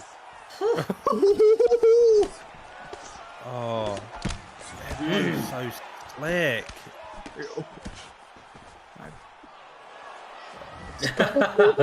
It's almost like taunting at this stage. Yeah. This is a potential fight of the night. Oh, mate, this is already fight of the night. Takedown though, trying to slow down the pace a bit. Evidently not wanting to use the back and pullback action, keeping us all in anticipation. Slow down, working these elbows, looking to do damage. These are some dangerous elbows. They do so much damage, and even if they aren't landing on the head, they kill your block, Jay. Yeah. And I'm kind of mad it went to the ground because it was really entertaining to watch on the feed. Yeah, I'm kind of mad as well. I understand why, though. You'd kind of have to take it down to the ground just so it's a bit calmer with the pace. Problem is with the ground game, of course, is that Paul Felder is not able to utilize one of his best techniques, which is those goddamn elbows that he throws. He's going to throw those strikes nevertheless, though, of course, and try to tag away at that body health and head health of Jorge Masvidal heading into that second round. Been a fun one so far. Joe Weller looked great in his last performance, and he's looking great here this evening so far, Jay. Yeah. Paul Felder, the Irish Dragon, who actually isn't Irish, was an underrated fighter. Nice. Moves him over out of the frying pan into the Oh, fire. nice. Ground and pound raining down. Oh, Jesus. nasty ground. I mean, and they're pound. on the ground and it's a slower pace, but the damage being outputted still is still quite high. Number denial there, they're only just surviving, and that draws an end to round 1. I want to say that goes towards Masvidal. That was such a great. I don't even want to judge the fight. I just wanted to sit here and watch as a fan. I think I do agree. It's you can't really judge it. You kind of want you to, but it's like nah. Just like these two are a brawl on their own. Oh. Looks like Paul Felder's still in that full battle game mindset, and Mike is not. He is all about landing those killer shots. Ooh.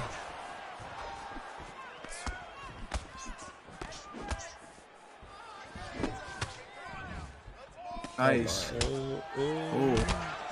Knee. Sparking those bodies a bit more. The boxing, though, definitely all targeting upstairs towards that head. Spin elbow lands cleanly, but not getting the stun. Couple jabs, ducks under, gets clipped with a hook. Mike looking like he's going a bit more on the slip inside. Whoa! Just clipped the overhand. Such a 50-50 fight. Nice. I'm loving the feints. The split straight land for Paul Felder. Now Jorge got to make an adjustment. He won the first. Now he has to do something about this. Every time I see her pull back, you get so tense. That block being broken. That hook lands brilliantly. Now looking to get the finish. That head help is gone completely, yet somehow Felder is still standing on the feet. Disengages from the clinch now, holding towards his back, towards that centre of the octagon. Masvidal pushing forward. Lead hook trying to clip him as he goes to the slip. Ain't looking for too good for Paul Felder right now. The writing maybe on the wall as Jorge Masvidal looks like he has. Oh my God! Never mind. Paul's still in it. Oh my. Elbow though, and the uppercut. How? Is it over? Is he hurt? Maybe. Well, ground and pound now coming out, striking down, meddling your shot. So Felder just taking it all on his block. His head health still staying high, even when blinking. A minute 30 left on the clock. On the ground we are, but back and forth action on the feet so far for the entirety of this round. Felder building up a lot of GA, but I think if you're Felder right now, you just take a step back, you hope, and you just try to stay alive, and hopefully you're able to find a home coming into the end of this round into the next. Well, does manage to get back to his feet, but he's still very, very much hurt. But so is Jorge Masvidal. This is fight of the night. I don't care what no one say. This is such a great fight.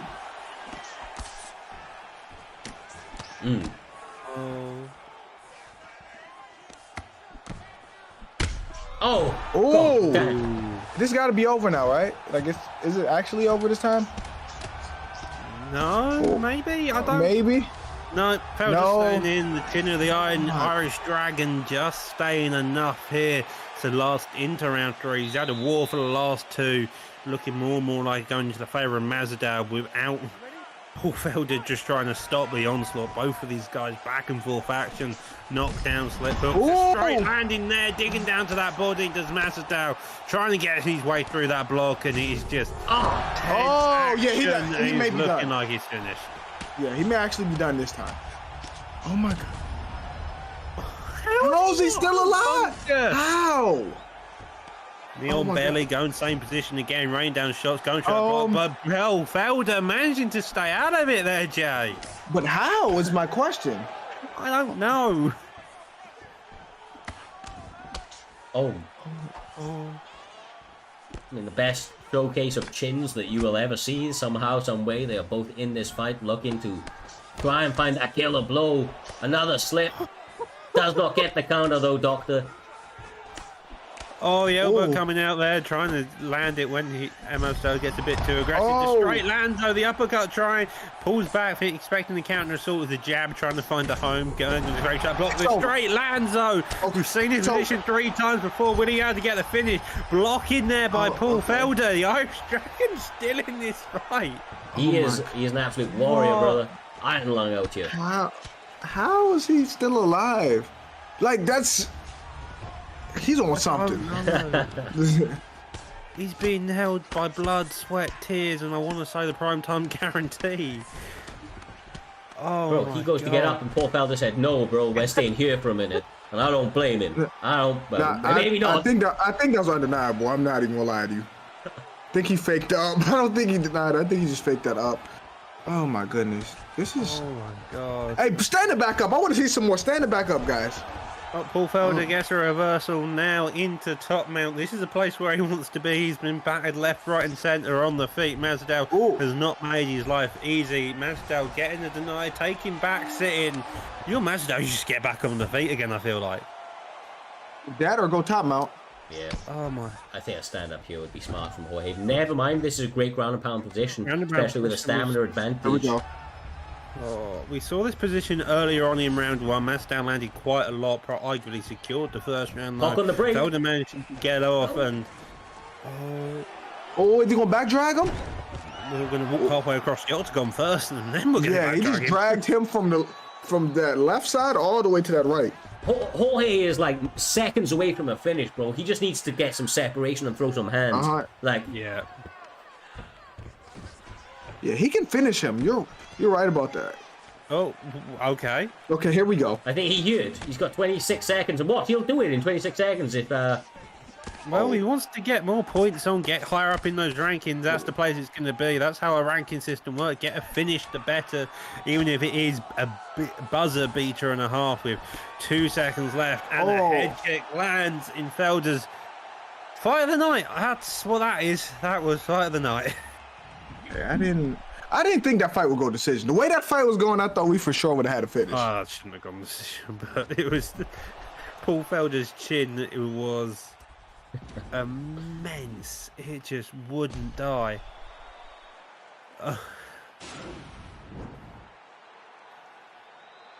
Ladies and gentlemen, after 3 rounds, we go to the judges' scorecards. Judges' scorecards, All lads. 3 Three judges. judges. 30-27. 30-27 again. Second 30-27 here this evening for what we don't see too many decisions, but when we get one, of course, Mike is able to squeak out a 30-27. Say squeak out. Able to get a 30-27. 5 stuns, 6 knockdowns. That's massive, bro. Fun ass fight. Great competitors here, both willing to put it all on the line. That was our 9th fight here this evening, and we are getting towards the latter end of our prelims. Up next, our 10th fight is going to be between the one and only KM Intro up against Easy Work. Easy Work GG, sorry. I'm not as familiar with the Easy Work GG. Of course, Intro has been a namesake in the Xbox division for some time, Doctor. He's a guy that truly has a unique fighting style, and when he's at his best, it is one of the most entertaining striking styles that you will see on this game, period. But what does Easy Work GG bring to that table? What do you have on him? So Easy Work's one of these fighters. He's relatively new around the block, but even being relatively new, he's very adept at the game and he understands it quite well. I've seen in previous appearances he's very good on the leg kicks per se. He very much can easily work your leg kicks quite well. Effective utilization of the calf kicks. I did crash him into ranked recently, and my body was absolutely murdered. Yeah. So That's what happened. yeah, pretty much. He did a fantastic. It was an uppercut slip into the lead hook, so he just kept dodging the uppercut every single time and killing my body. It was painful.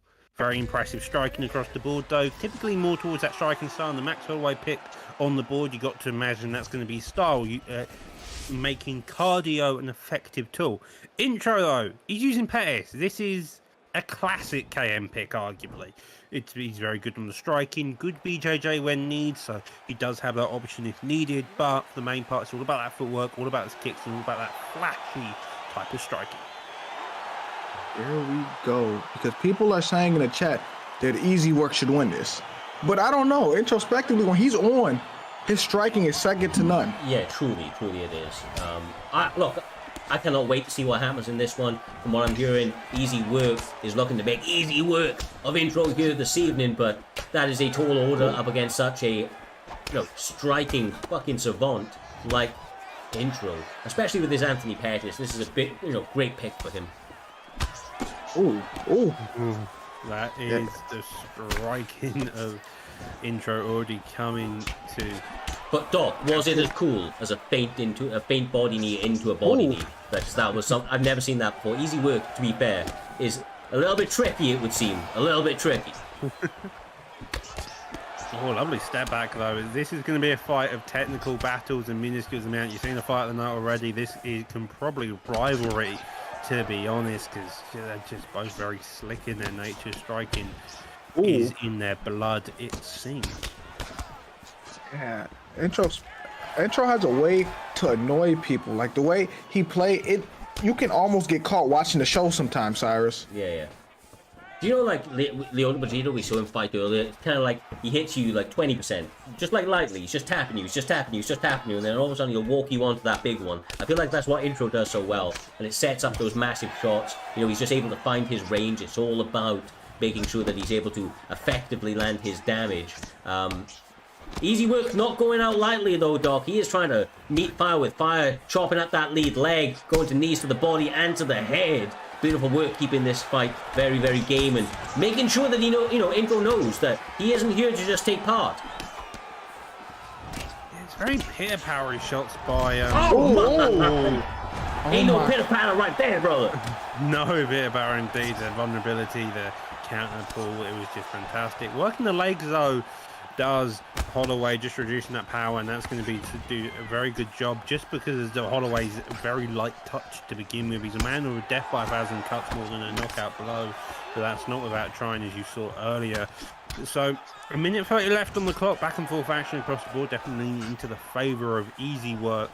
Playing on the back foot right now, a lot of just fakes from both ends, Jane. You've got to imagine that they're both gonna make big adjustments coming into the end of this round into the next. Yeah, but if I'm Intro, I need to chill out a little more for the rest of this round because both of their stamina is about even, but we know Anthony Pettis' stamina is a lot worse than Max Holloway, Cyrus. Yeah, that recovery is going to be incredible for Easy Work in between rounds, you would imagine. But the body work is adding up for Intro, which of course has an impact. We might not even get there. Oh! This is a great fight. This may be able to rival the fight we just seen. I feel like Intro setting up that lead hook into the spin kick. He just continues to set up that lead hand over and over again. There's something bigger coming. Intro is when you see a pattern coming from Intro, Jay, you know that there's something special coming behind it because he doesn't just leave patterns out there without any sort of thought. He's setting. He's all about those traps. Man. I really want to know what adjustments they're going to make in round two because this is very high level right now. Straight lead hook. Clinch work now, Doc. From Max Holloway, some of his best moments have come from that clinch, but now there's spin kick from Marcus. Oh, here we go. This is when he start being himself. He start opening up. Once he stun you, he start just being free. The creativity starts flowing. Yes, sir. Does get a little bit of a reality check with that couple combinations and the cartwheel kick from Max Holloway, but Easy Work trying to get back into this one. Biggest moment so far from Intro though as he attacks the body once again, Doctor. Pinch work now starting to come out by Easy Work, trying to play this game as much as he can, working all aspects. A lovely duck under uppercut there to the body, now working that body again with the kicks. It definitely seems like it's going to be Max Holloway trying to work that head versus the body work as well as the legs of Pettis there. Nice. Switch again. Hits him with it over and over again. You can see the welt forming up on the body and it just sets up the hands there. The combinations continue to land from Anthony Pettis, Jay. Yeah. And what adjustments? I was about to say, what adjustments do you think Max Holloway can make? There it is. There it is. Is it over? Oh no. Oh, perfectly defended for the most part. Yeah. Jeez, I was about to say. is this over? But Max Holloway found his way back into this fight. I still think it's 50-50, even though Intro has been doing his thing for the most part this second round, Cyrus. Oh my God, slips under the shot, the right hook lands, lead uppercut the boot. Sits him down once again, can he get the finish? Ooh.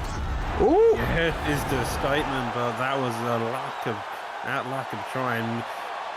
One hell of a performance across both ends. It was just wild, that fight, back and forth action, and neither a guy looking like they were going to win, but at the same time were going to win.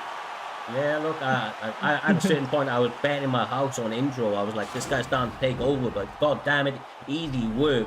In a moment's notice, made easy work of introspectively. Couple combinations let it fly. As you were calling for it, Jay, what adjustments did he need to make? It was to land those goddamn shots, and that's what he did, brother. Beautiful, beautiful killer sequence to close out the show from easy work. That was a great fight, though. Even Intro can't even be mad at the result. That was a great fight right there. He didn't fight bad either. Fun one, bro. Absolutely great work. I look forward to seeing easy work in future, and of course introspectively. Less needs to be said about that man because he is a phenomenal competitor. We know what to expect when he steps into the cage, and although it did not go his way here this evening, I'm sure he will be back better than ever, looking to put on one of those introspectively type performances that we have seen and loved in the past. With that being said though, we move on to our featured fight of the prelims before we take a very short intermission ahead of the main card. It has all been building on the prelims to this point. This is now 11 or 12 fights deep.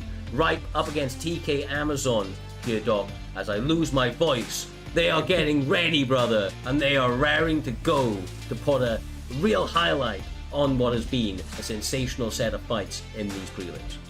Yeah, both of these men have been around since, I want to say, the day the division began. Ripe previously making his way up towards that title. Amazon not far off it himself. Amazon's got a bunch of accomplishments under. I think he's got a couple. He's definitely got several knockouts tonight under. He's probably a couple of fight nights. He's always in. He's always up in this card. He's always about a place. If he's not within that top 15, something's happened evidently, and that's kind of the style that Amazon plays. 3-2 and he's in Ripe this season so far. 2-0, looking to make that 3-0 here tonight. Winner of this definitely gets onto that main card. Definitely puts himself up into 1, maybe 2 wins away from that title shot, arguably. And so that's what they're kind of competing for. That's what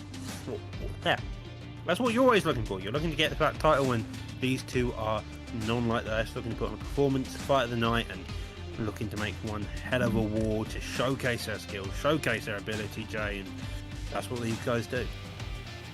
Yeah, and I want to see this be. I've been spoiled by the last 2 fights, so I want this to be a war. Don't wrestle, don't just a straight war. Once they say fight, okay, never mind. He picked Bo Nickel. He's for sure wrestling, but I know what I want to see. Cyrus, your mic's muted.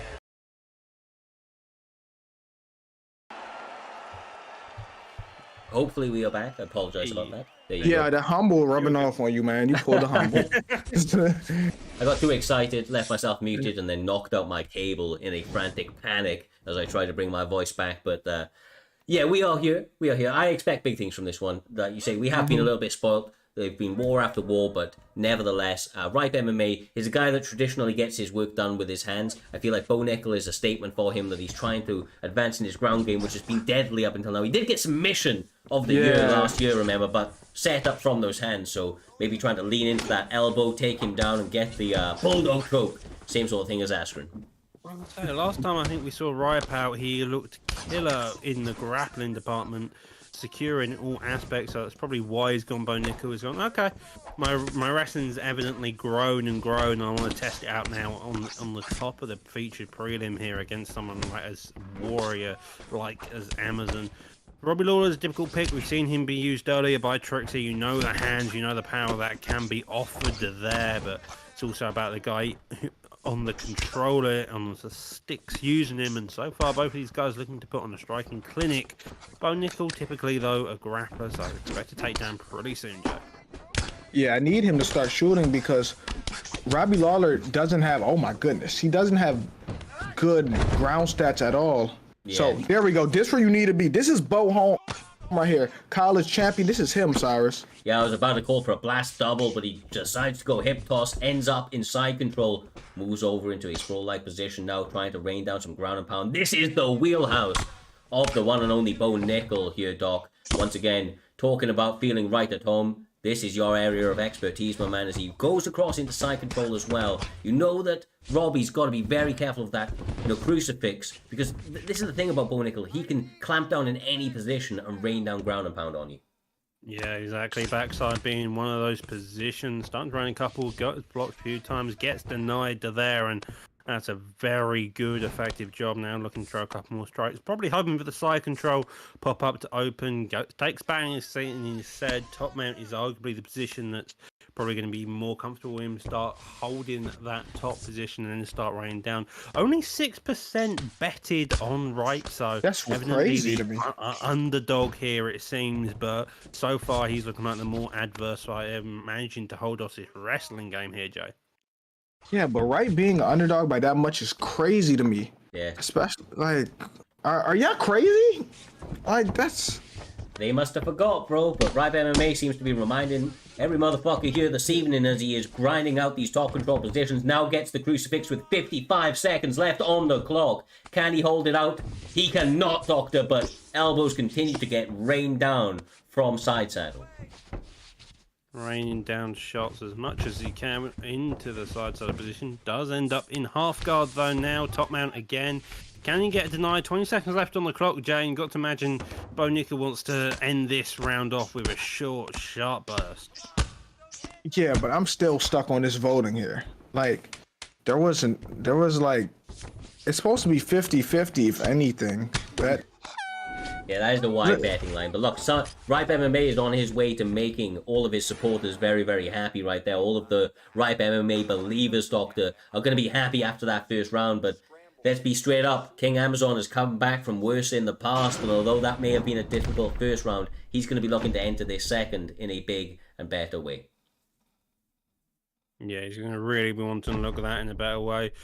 And Teep there, as you can see, so he's looking to keep that distance. So I think that's going to be the main game of Robbie Lawler coming into this next round. Is going to be keeping that distance, re-establish himself, try to get that striking on the go. A bit like how we saw in the Lilo fight, if you remember that when that happened. You had Lilo looking very aggressive on the ground, and then his opponent came back and put on one hell of a striking clinic. Nice. Straight away, bro. Second round barely started. He said, "Get back on that mat, Jay. Get back on that mat." yeah, and Robbie Lawler ground stats are ass. They're not good at all. This is where Bo is really a good counter pick for Robbie in this situation. He just needs to fire straights. Amazon is completely obsessed with blocking and hooks. He's landing the straights. If he just goes straight, I think that Amazon will be a bit shocked and a bit confused and take a lot of head damage there.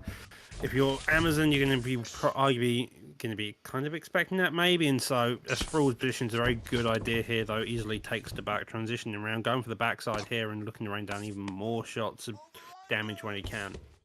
Been intelligent about it though. He's throwing one or two, making sure not to have position reversed. He knows he's got 3 minutes left on this clock, Jay, and he's not going to rush it, which I think is the truly smart thing to do, of course.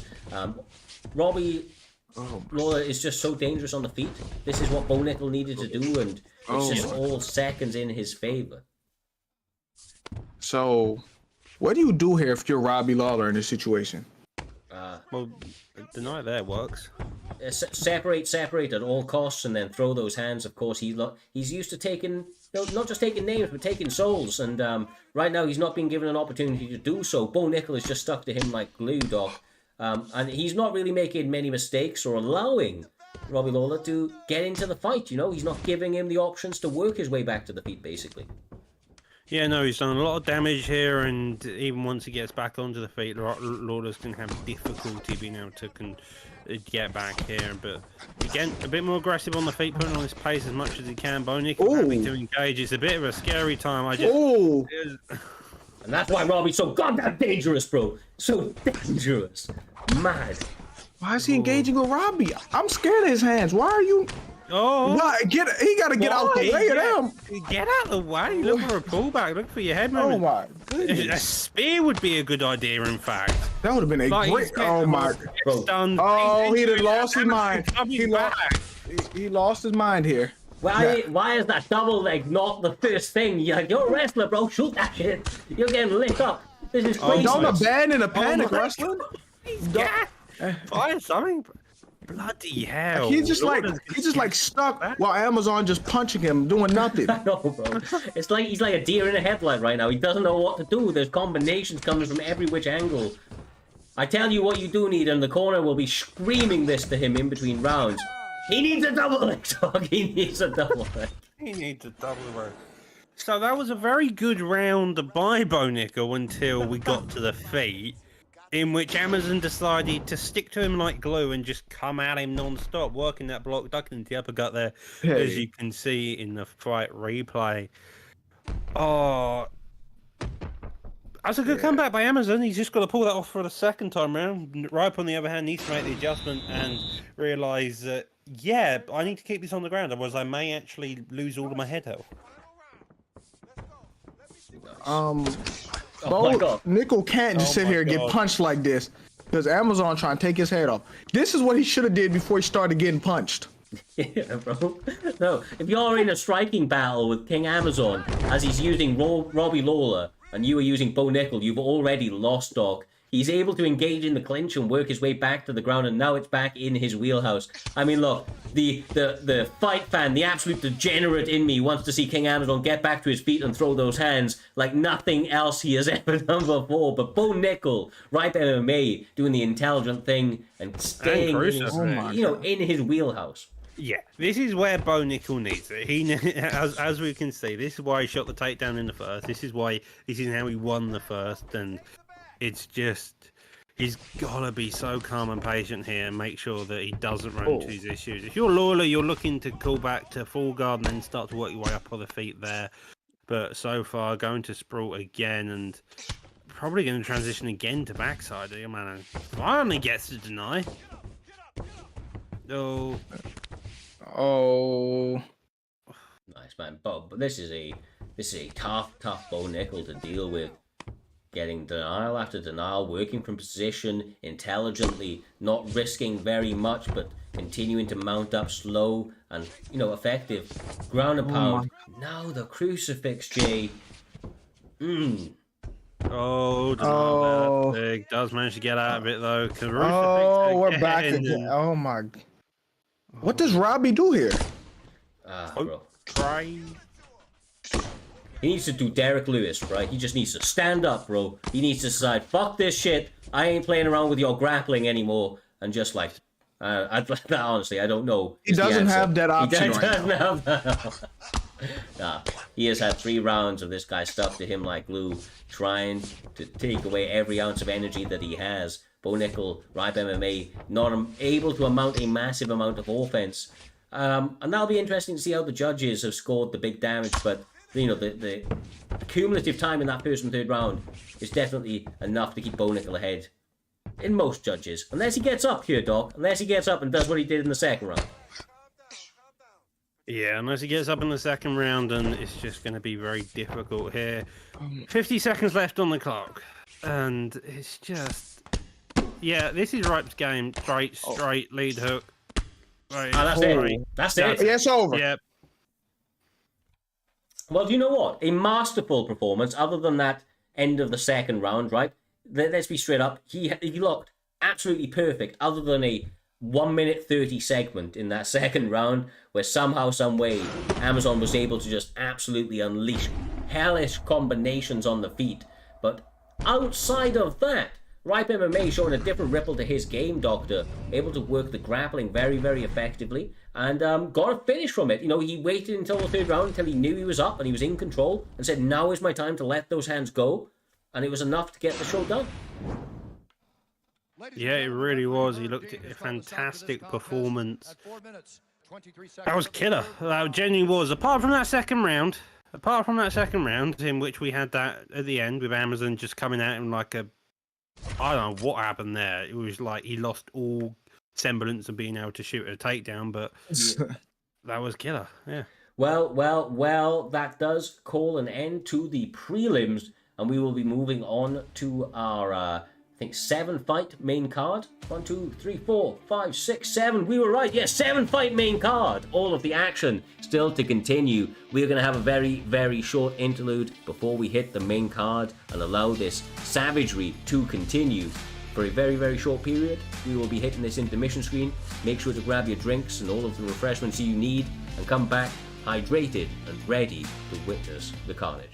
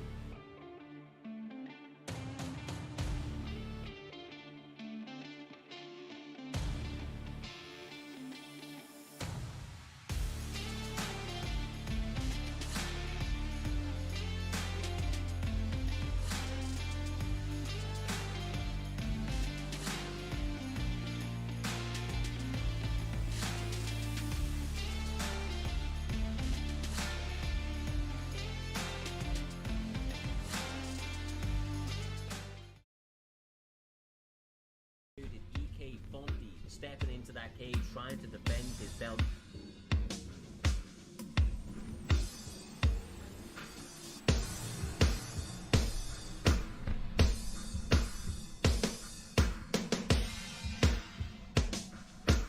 And still, EK Fonte, humble, said that man still needed to prove himself. I think he proved himself.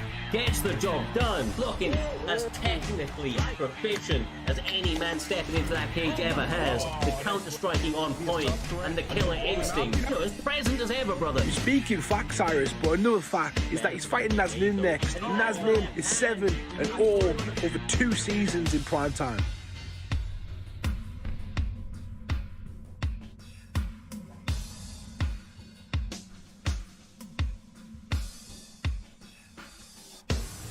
What a fight we have. Undefeated Naznim, the #1 contender, versus the Xbox champion EK Fonte. And it starts right now.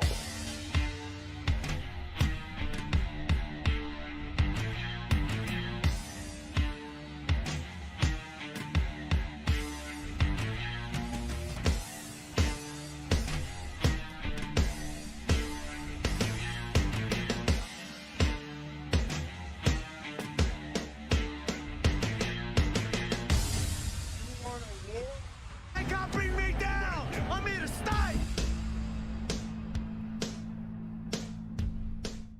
And we are goddamn back. Primetime 95, EK Fonte, BFAP Naznim. God damn it, lads. What a set of prelims. What a night of fights we have had so far. The virtual violence have been at an all-time high. But we now move on to our 7-fight main card. Joining me in the commentary booth, of course, the one, the only, the ever legendary J-Dime TV. And of course, the man in the back. Doc, great to have you on the commentary booth. Been great having these fights. Yourself and Jay, pleasure calling these fights all the way through. Nathan 97, Evo up first, my man. Two guys that have been around the scene for some time. It's interesting because these two used to be in the middle of the prelims, pushing the on edge, but they've really come about in recent times, and they've really looked better and better each time they've seen that. Both of them aggressive strikers in all aspects of the game, willing to grapple if needed. Nathan, the easiest way to put it, he will just come forward and he won't stop. That is just the way that goes. Yeah, and if you don't it's know gonna be a Nathan, great fight. Jay, and if you don't remember Nathan by Nathan, right, you should remember him by Salt and Pepe, because that man right there, that's his game attack. Salt and Pepe is out here looking to throw those hands. I mean, look, the Aldo pick, you've got to love to see it. It's a little bit underrated. Fundamentally excellent Muay Thai. Of course, hits very, very hard, but the cardio can become a little bit of a problem, which Evo's going to try and capitalize on, already mixing in that grappling early, Doc. Yeah, trying to mix it in. Already working the legs, though, does Aldo, utilizing the 5-star leg kicks. Does get checked once, back and forth action. Lovely slips around the straight punches. Again, another check, and Aldo's rear legs are already a bit busted. That's definitely going to cause some issues. But it looks like Aldo still wants to keep digging to it, and both of these guys putting on a very high pace already. Ooh. Oh, that means it's going to be a finish tonight. Why would you shoot on Aldo? He may have the best takedown defense of all time, Cyrus. Yeah, lights out takedown defense, but maybe just trying to mix him up and lower his hands. But of course, Aldo going with the uppercut, keeping it. Oh my God, bro! Combinations are flying. Woo! Oh my God, bro! That is something else. Looking at the betting line, 83% on Evo here as he gets the hip toss in the side saddle. That is what you want. Evo's been hunting this takedown for the entirety of this round so far. Coming out aggressive, not looking bad in the striking though. And now he gets it to the place where he wants to be, maybe a bit more comfortable here. Gets into half guard, looking for the deny. Does manage to get it. Goes straight to the arm triangle now. Side control's a very dangerous place, especially with the deny there. Could go for the Kimura instead though. Gets crucifix, and now, Jay, these elbows could seriously do some damage. Yeah, if you're Jose Aldo, this is the worst way for the match to start. You were doing a good job denying at first, but now you're kind of stuck here, Cyrus. No, exactly right. Not exactly where you want to be with Aldo. His takedown defense is sensational, but of course that can become, that can be incredibly problematic when you do finally hit the mat, because somebody like Evo just generally sticks to you like glue. However, Salt and Pepe did all he needed to work his way back to his feet in a calm and calculated fashion. Of course, it's kind of pick your poison, though. Evo getting wild out here, Doc. Oh, wild times here across the board. Evo's got to be very careful with stamina. You saw it earlier on there, just go completely in like 1 or 2 shots by Aldo there would have absolutely murdered him. But uppercut gets met there, somehow not getting the stun, leading off to the side of the lead hook. Both of these guys, leg kicks galore. These two want to be evidently contender for fight of the night as well here. Yeah, people are in the chat, Jada. I'm sorry to interrupt, brother. People are in the chat saying that Evo's on a tile run right now. It's his tile season, is what they're saying. And my God, is he looking like a man that's improved his skill sets all round? Yeah, he is looking good. Never mind. Never mind. Oh my gosh. Oh, that's just murdered him at the end of round 1. And just stop giving compliments. Like, we're gonna be real. We just gotta stop. Bro, just gotta stop. Yeah. I ain't ever given Evo a compliment again in my life because that guy was on a really nice little run until I said that. He was playing a Marab type style fight where it was just so much pace, so much cardio being outputted that Nathan didn't have a time to really get on a grip, and then suddenly out of nowhere finds that one counter, finds that one big hole in Evo's game plan, gets that knockdown, secures the round. And that brings us into round 2. It's both fairly high on the cardio.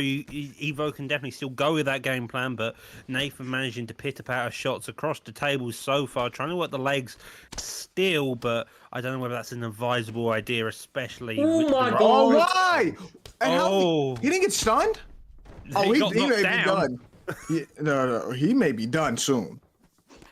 It's the beginning of the end, fellas. Yes, sir. What a fucking fight we are having to kick off this main card here this evening. 7 fights of what appears to be absolutely beautiful destruction. These guys pushing every area of mixed martial arts, Doctor, as once again TJ Dillashaw is able to hit it on the mats. But we know how dangerous Aldo is as he works his way back to full guard. Oh, God damn, it's so close, bro. It's so close.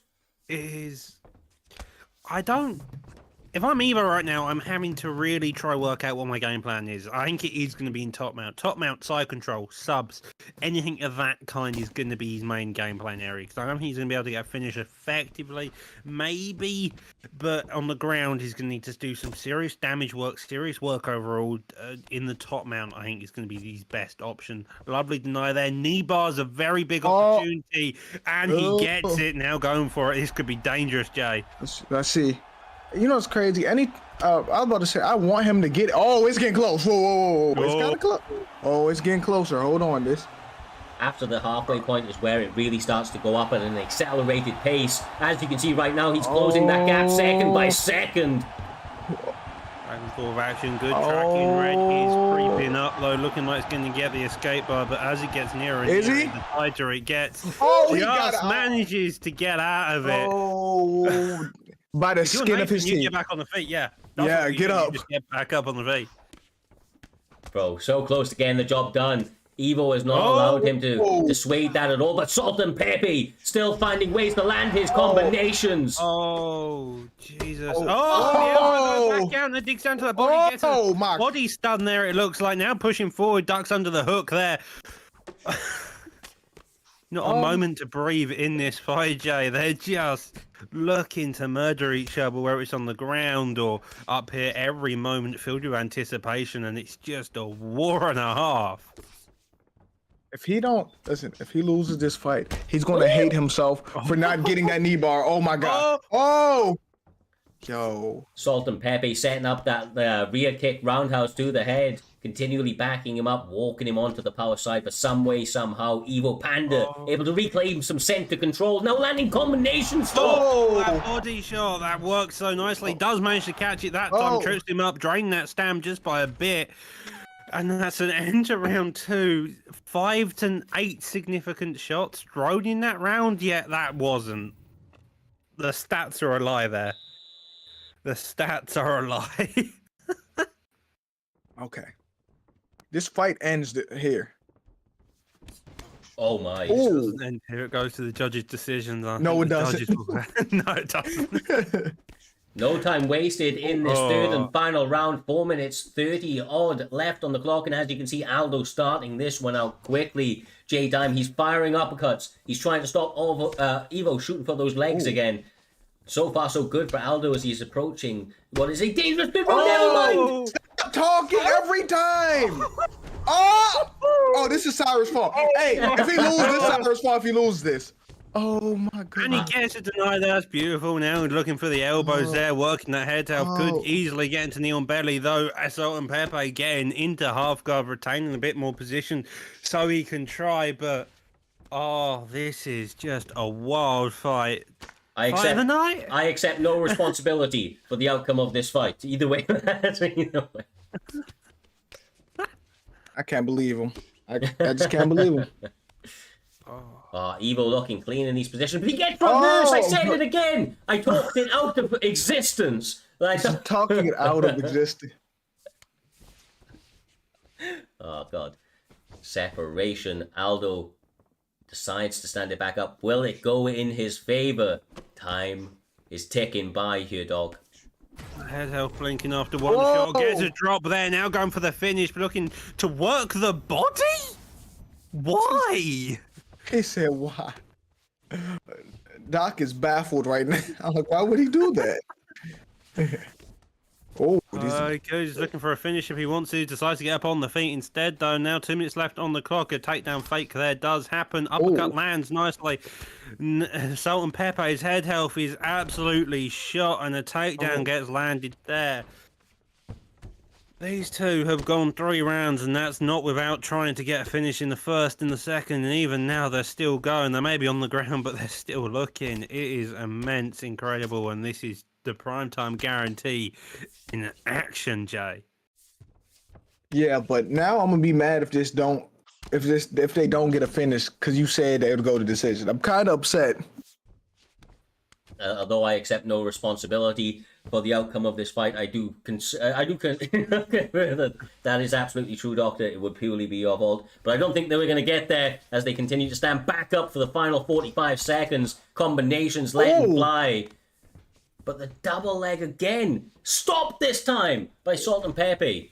Oh my god. Okay. Oh my, that was not looking good. Did not throw the counter, and somehow TJ is able to live to fight another day. 5 seconds. TJ better back up. Bro, can you imagine he ate the front kick while taunting? He could have been out there. God damn, Evo truly playing with his food right there, bro. Risking it all for a taunt, Doctor. All for a taunt. That was a war and a half. Evo trying to use cardio as a weapon in that first round. Got knocked down by commentary curse. Nathan coming back, and it was just Evo in that third round again. Yeah, just a war. That was... Yeah, you can see it on their faces, Doc. You can see it on their faces. This was a war, bro. They give each other everything they could and some. Talk a bit of each other in that one for sure. There is 0 announcements, but we see TJ Dillashaw getting his hand raised as he pretty much knew he had as he walked away and almost welcomed a front kick, it would seem, for the final closing seconds of that fight. But big W for Evo. He said that he was trying to move up that main card here, Jay, and he's done so very nicely with a big W here this evening. Was that 30-26? Yes. Yeah, yes, it was. Yes, it was. An interesting judge, I'll be honest. Yeah, I didn't quite score it like that, but Evo was definitely up in that fight. I tell you what, though, lads, we are now 1 fight deep into a 7-fight main card. It is rank number 8, STK Storm, up against rank number 13, Professor Potato. I believe one of the fights that you highlighted at the top of the hour when we started the card out, J-Dime. This one back in welterweight, and we are about to see one of Reaper's favorite fighters, Colby Covington, up against Bilal, remember the name, Muhammad. Hey, and then Edge of the Cliff, aka Professor Potato, is very underrated. Like, he can give anyone a tough test too, and hopefully Storm doesn't use Colby Covington like his teammate Reaper and not wrestle.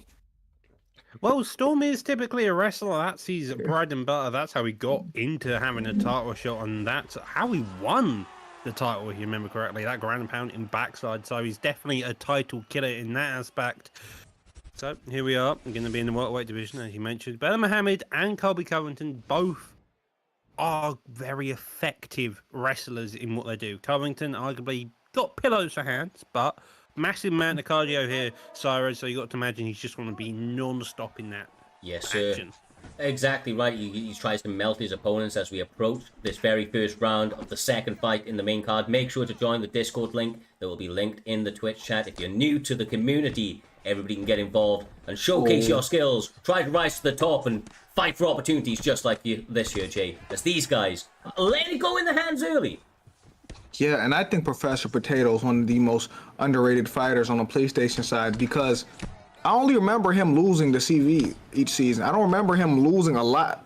Like, he's given some people some tough losses, Cyrus. Yeah, he really has. Yeah. Oh, God, bro. Like, the cage cutting is pretty good. Bilal's not going to be too happy getting pressured up against the cage like this. And you know that Colby's got those spinning back fists, and he's actually got a tornado kick, but Bilal will make you remember the name with that goddamn overhand. Oh, Kobe. Kobe had some power. Oh, that head kicks there, that uppercut. These two are just putting in the war. A lot of the shots landing through, just landing on the block right now, slowly trying to make pit back when they can, and that straight landing there as well. Covington pushing the pace overall, putting the pressure on, but Bilal's not having it. He's happy to walk forward as well, push Colby back where he can and get the option, Jay. And these two are just going at it. Yeah. It's so crazy because I think Kobe may actually hurt someone this fight. Yeah. I'm kind of sure we haven't seen takedown though. It's 2 minutes into the fight here, Cyrus, and if you're Storm, you're wanting to be shooting a takedown at some point. You'd think so, but he's looking good on the feet, to be honest with you. He is landing the lion's share of the shots, is eating a couple of big ones in return, though. Professor Potato trying to be clinical in his approach, being very, very efficient in the shots that he decides to throw, but has to be careful not to get overwhelmed by pure volume, like so many Colby Covington fights. But this is the first takedown of the fight, Jay, and it's a big one. It was a timely one, too, because he didn't shoot much. And this one surprised Professor Potato, and this is Storm's wheelhouse right here, Doc. Yeah, that doesn't manage to get denied there against the cage. Could you maybe get a get up from this angle against the cage, but Storm not really caring, just working that body entirely. It does manage to get the get up there, and a minute left on the clock. This is not a long time to work overall.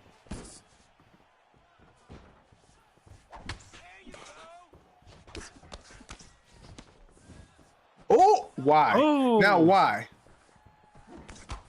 Like, now I'm upset because someone got to get punished if a head kick get ducked like that, Doctor. Ooh. Oh. Dangerous fight across the board here. Both are putting on some serious action. Enter round one. Not many, no stuns, no knockdowns. Oh, 11 that's shots all Kobe, thrown, though. I mean, there's almost like just over 200 shots thrown by these guys in that very first round. Only 39 and 26 are respectively. Not much landing, a lot of it on the block. I think that's without trying it. It's just, it seems like it's going to be a lot of just working that block until that block is gone and then hitting the head and just causing absolute chaos that way. Nice. The cage cutting is sensational right now, Jay. The way that he's kept Bilal pressed up against the cage is doing him wonders. Yeah, Storm looks really good. He's cut off this cage beautifully, like you said. And Bilal has to do something to make him respect him, Doc.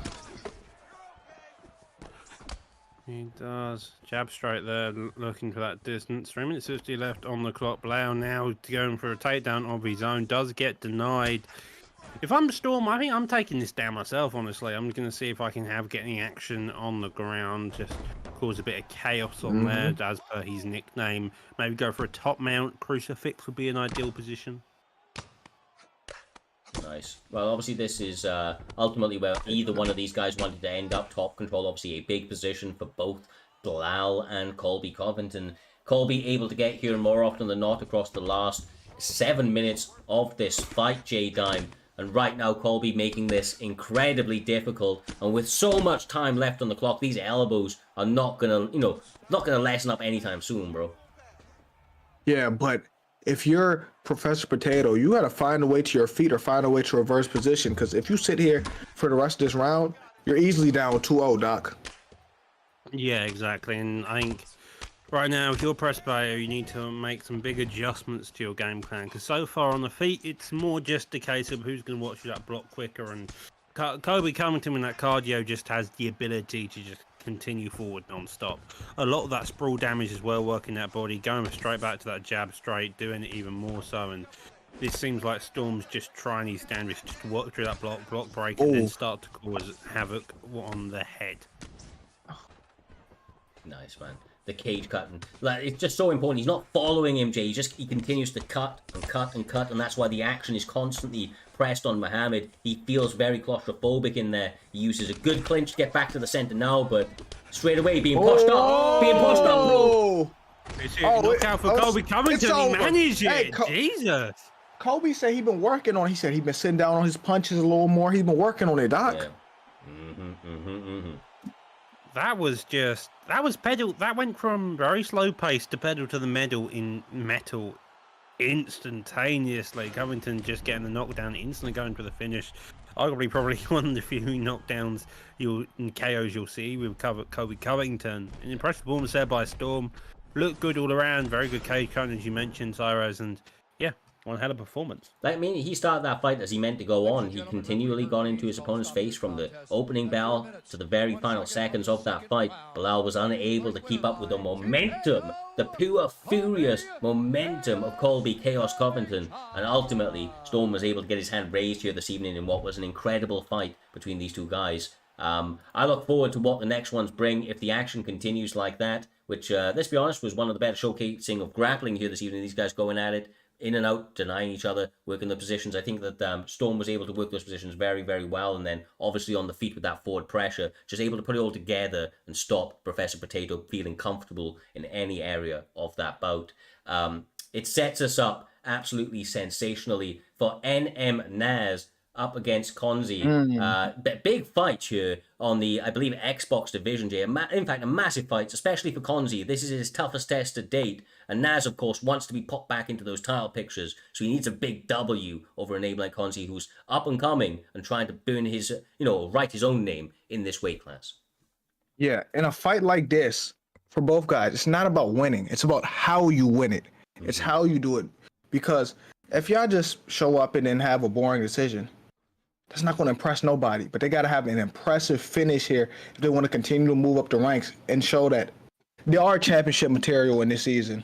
Yeah, no, 100%, brother, 100%. I look, genuinely, Naz is a guy that has an entertaining style to see. If you've ever seen any of his clips over on his TikTok and so on, I highly suggest that you check it out. Rips to the body, the pull counters, all very, very clean. Konzi is a guy that, for my money, has been on the scene a little bit more recently here, Doc. Like, I haven't seen him in previous seasons quite as much, but unless he went by a different name, that is. But when he has come through this season, he has looked really good. The hands have looked clean. The pressure has looked fantastic. And he's looked like a genuine killer in this weight class. So I think Naz may have his hands, a little bit full here this evening. He's going to have to take this threat very, very seriously to walk away with a W. Yeah, no, Naz has, not Naz, Konzi's fairly new to the scene overall, but has staked his claim on it very nicely. And this is another tough matchup for him to put on the performance with. Starting with their jab straights, I've got to say, though, a Khamzat pick is not a one you see particularly as often as you would think, but it can work nonetheless. A killer in the hands, very long. Got a lot of action and a head kick already being fired out there. Oh my God, Naz! Oh my, Jesus! Is this over already? Bro, he made us be too goddamn good. He's just too goddamn good. Oh, okay. That was under a minute. Like, all right. Naz with the killer instinct. He came through meaning business. We spoke about having to make a point here this evening. You said it best, Jay.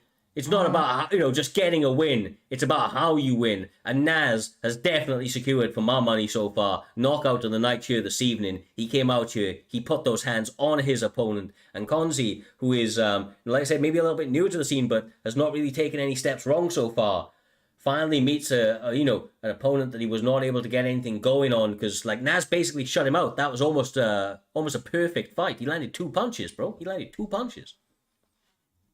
What do I say about that match? Like, what do I say? It was over in less than a minute. 39 accelerated seconds. You know what I mean? 39 accelerated seconds. Probably one of the quickest in primetime history. Yeah, I think so. Like, well, it might actually be, to be honest with you. I think the other was about that same sort of time, 30 to 50 accelerated seconds. So Magical Crab one? I think yeah, that was all the way back in the in PT. God damn, bro. Yeah, I was not going to be in there. But no, look, ultimately, I was expecting a don't blink fight, and that's exactly what got delivered here this evening. For a longer card, these I didn't guys have a chance to blink. Oh my god. Bro, they were making up for what was expected to be a longer run time by getting finishes in under 60 seconds. Naz, stand the frick up, bro. He turned up on a fight that almost didn't go ahead, but somehow he warriored through, found himself in a fantastic position, and was able to close out that fight before it even really started. It moves us on tremendously quick, Doc, to the next one. It is ranked number 3, Kante, up against Driz. I believe this is BFAP Kante and FSK Driz. Mm-hmm. Very, very highly ranked in this division. Massive opportunities at hand for both guys. These two will throw a kitchen sink at you and won't stop, and they'll just get another kitchen sink, and they'll continue to throw that kitchen sink at you. Both guys very aggressive on the feet, and Dang, it's a lot of matches. Always looking. I think they train with each other half the time as well. I could tell. No wonder they got so many. Kante. Yeah, he trains at one of the best camps. He knows the story. He knows how to strike. He does it all. Driz is the same way, and so you end up, when you combine these two together, you're asking for a match that is equivalent to seeing Bang Bang fight. I think it's the only way to put it. Whew. Okay.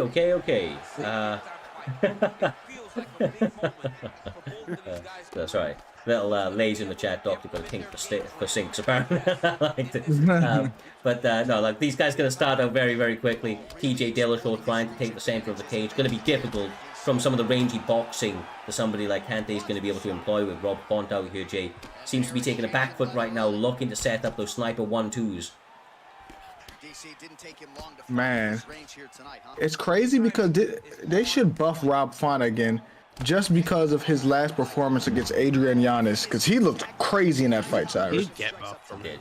Oh, he did. I don't be on here as much anymore, so I don't know. Went from 87 to 89 power. They give him 90 after that fight. Well, a little boost under the radar for some, I'm sure including myself, but I have to say the way that TJ Dillashaw is approaching this fight, I think is actually pretty smart. He's really, really forcing the fight on, but he gets gold! The pull counter! The precision! BFAP Kante trying to get a W right here, right now, Doc. Yeah, both these guys in easy contention for the title, and the highest ranked Xbox stars outside of Naznim and Fonte in the main event. A Gilly, though, this could be deadly. That's fantastic. 0 stamina, bro, but somehow he gets off him. God, I was going to say, I mean, one denial, he's probably going for that shit again. I wouldn't be surprised. That was a big opportunity there. There's still a lot of time on the clock as well, so good amount of time to work, of course. Another submission could be at hand. Both guys have submission victories on their resume. And of course, the BFAP boys. Kante. This is what he's built for, Jay. Built for goddamn ankle picking as he's able to reverse position. I think he caught Driz off guard when he stunned him like that. And now Driz has to do something because he wasn't expecting that to happen. For sure. Well, traditionally, Driz is the striker. And Kante, although he does like the strike as well, has fallen back onto that wrestling 1 or 2 times. But, on the feet, Kante is just being so much more precise for me, Doc. He just seems to be the more technical fighter in this one. Yeah, Kante typically, I think he said in the past, he fights to his opponent's skill level sometimes. So sometimes that plays not in the greatest way, and sometimes at other points like this, it's playing all in his favour because he's able to be that technical striker who understands each movement and which way to go and when, and that's what's happening so far. He's on the back. Oh my god! TJ though just losing that gas tank, not being able to get a knockdown in return. 20 seconds left on the clock. Both of these guys putting on the pressure on Evil's side, looking to get their way through that block. So many shots thrown, just causing that block to already be half broken as we enter into that second round here. All out action, J-Dime. As we approach this second round, they're going to touch them up one more time. I don't know if we make it out this next 5 minutes because they have been letting that leather fly, bro. Even though they have been, only 9 and 8 significant strikes were landed between both of them last round. Yeah. Oh my God. Both recently have been absolutely madness. Oh my God. They landing a bunch of them there though. Now looking for the finish. TJ just trying to defend. Manages to gather himself, gets into half guard, but Font's still on top. He's still in a place to do some serious damage here, Joe. Man, what adjustments do you think Dre's need to make here? Because it's starting to go left, Cyrus. Yeah, no, it is a little for him. I have to say, I am thoroughly impressed with what I am seeing from Kante here this evening. He's up against an incredibly game opponent, a dangerous man in that cage, and he is looking so technically, precise in the octagon. His defenses are high, his offense is absolutely sensational as he slips and rips and continues to use that boxing. Letting go a little bit here, has to be careful, Doc, but so far so good for Rob Font and BFAP Kante. Yeah. Well, takedown being shot there by Drews again against the cage, but Kante managing to get the denial, now putting him into the backside position himself. You've got to imagine Kante wants to keep this on the feet no matter the action. He's had a lot of success here. He's able to find home for his shots a bit more. Nearly tries there, but does get clipped by the jab. Jab straight down there. The length of Font is one of the main advantages he's had, and he's using it beautifully as he lands that kick there. Oh, if I'm Rob Font, oh my goodness, I was up. Never mind. He can't do nothing if he's on the ground getting punched now. This is it. Oh, is it? Oh. Oh! I was about to say, did he make the comeback? Good fight here under 2 to go. Couple hammer fists Head there. health completely gone now, regenning slowly, blinking. Drew's just pitter-patting shots, slowing that regen just by a bit. Both of them staying calm in full guard, not really wanting to do anything. Gets a deny there. You got to imagine that wants to be back on the feet, maybe try get a knockdown back in kind. Drew though looking to get a deny, keep on the feet, looking for some ground and pound, but again just posturing down without throwing any strikes. Jay, I'm not too sure on the game plan, but you imagine it involves a lot of striking and just a knockdown or two. I'm really. Oh yeah, he's landing very accurately, and he's landing to get that. Imagine TJ was looking for the knee bar there, got the 9. Good read by it though by Font, being able to get the flip. A lot slower pace, still a lot on the line, and now here we get to see top mount position, raining down strikes non-stop in a very quick fashion.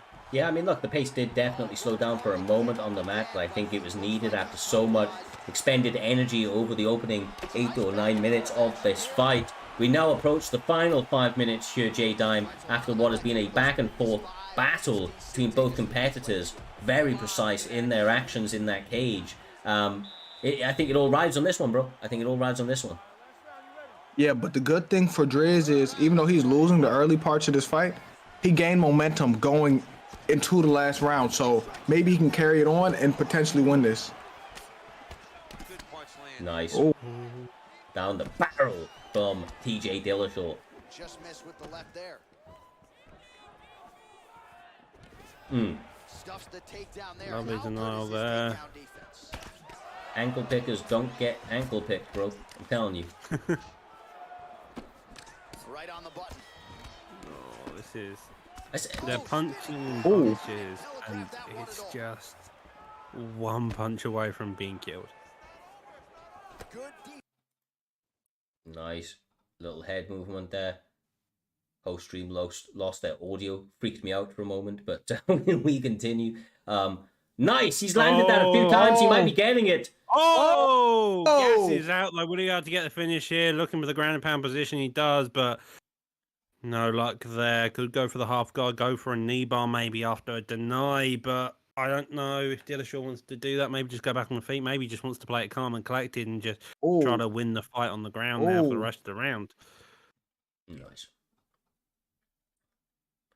We shall see how he approaches this one, trying to go right and left, trying to get past his opponents. He does manage to get the reversal out here, Jay. Once again, Beef Kante somehow finding a way back into this fight.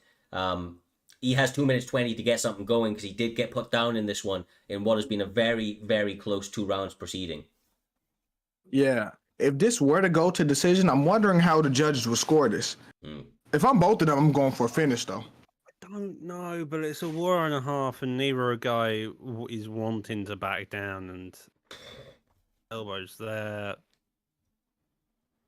Look, I feel like Rob Font has done more, but now he's getting clipped. Has he really done more? Up until this point, he had, but he's getting clipped. That's the problem, bro. Momentum shifts, and right now, Grizz is riding on momentum.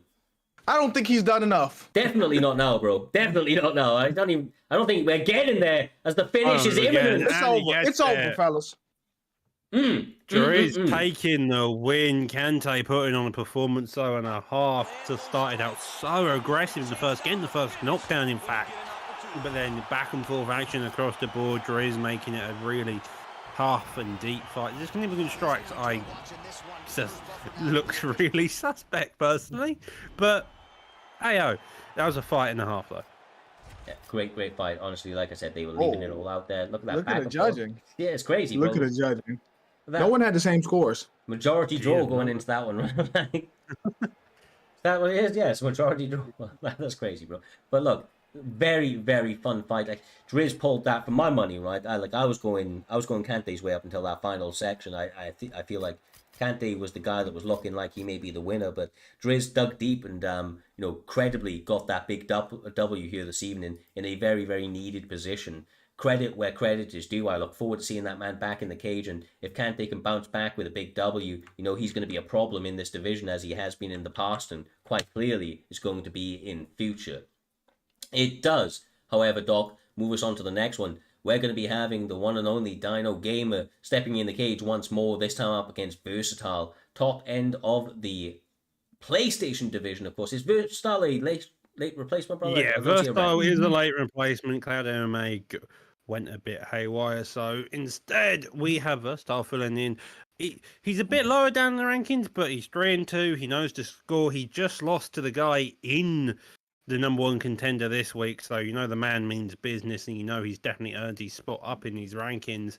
So a Dino again, looking to build another record, build a win streak, put on the performance, so then he can be the one in number one contender next week, and vice versa. So one hell of a fight. Definitely title preparations are on the line here, and so it's important who's going to be winning.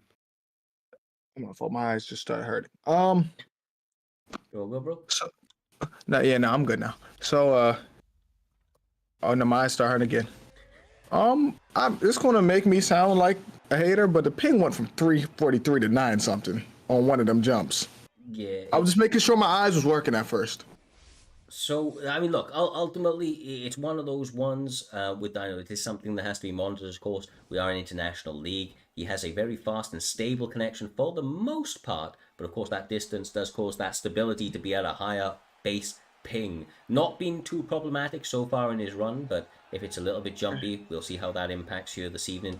We have a Dustin Poirier up against a Justin Gaethje. Fun fight as we stand across. Versatile is Justin Gaethje. Nice. Dino coming out here with Dustin Poirier. His hands have looked reformed as of recently here, Jay. I say that as he misses a massive roundhouse. Yeah, every time you say something, the opposite just happens. You've really been commentary cursed tonight. You seriously have. Justin Gaethje, the man, the human highlight reel. He's got bricks for hands and a front kick meets his face. His chin can definitely coat. Lovely body kick there, though, by Dino. The leg kicks very early on by Justin Gaethje seem to be the main game plan here as well, using that 5-star rear leg kick to really do as much damage as possible. Dino clinching, though, early on, trying to really do some damage as much as he can. But again, that leg kick just keeps getting worked there, Jay. Yeah, and honestly, I think Dino needs to try to mix in some grappling, or at least check a leg kick. He's getting leg kicked at will. I don't think he's checking these leg kicks for Osiris. Nah, he isn't, bro. He isn't. And look, you got to. Oh, what is he doing with those kicks, man? He looks so precise. He don't know his recently. range. He doesn't know his range is the problem here. Those leg kicks continue to add up. Fantastic work. You know, Justin Gaethje's leg kicks are incredible as well. They really, really are. They add up. Those calf kicks over and over again. He rips them, Doc.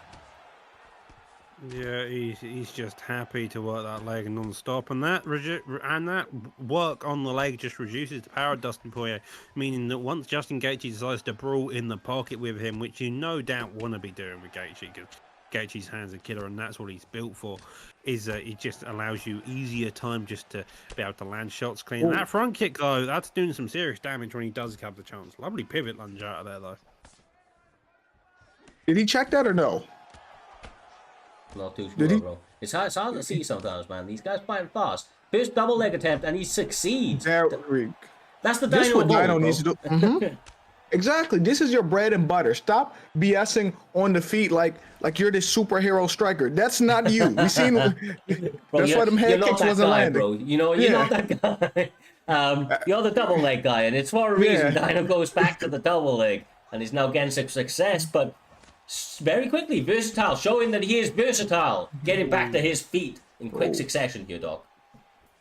Yeah, quick succession indeed. But here we go again, looking for another takedown. Does him after the catch, turning takedown against the cage. There we go. Suplex him down into the side control position. Kimura's crucifix.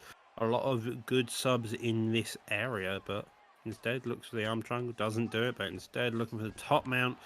Does deny the half guard attempt there as well, and that could go for some very dangerous ground and pound. Exactly. This is who you are, Dino. It's good.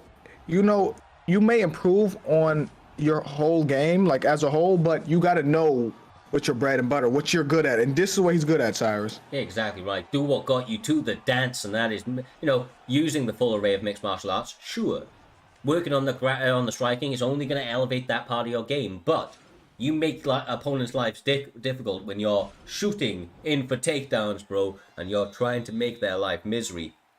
He's going to do that again, I would imagine, in this round, having some success, but we shall see how that pans out for him, because the leg kicks are coming out fast, and Gaethje does hit hard when he does let go with the hands. Oh. You can see the right leg's kind of fucked, and so is his head. I'm not gonna lie to you. If I was Dino, I would have went straight grappler. Cause you're playing this game with the wrong person. It seems like. Yeah. Cause versatile. This where he has his advantage at. He needs to go full Cron Gracie here. Butt scoot across the octagon. No, not Cron Gracie. Not that. Anything but that. But Ryan Hall? No, not him either. And don't say Paul Craig. More like full Marab. More like that. Just not always there, just existing, constant takedown attempts. Just keep shooting. Don't pull guard, please, because I'ma lose everything if you pull guard that many times. Oh, right hand lands. Oh. That rear hook only just managing to miss by a centimeter. Trying again to land it. That has been the tool of the night for the Styles here. Now low, getting the takedown trip there on the outside. 3 minutes left on the clock, gets up again, and Style during this round seems to have developed a style that's well as his leg gets checked.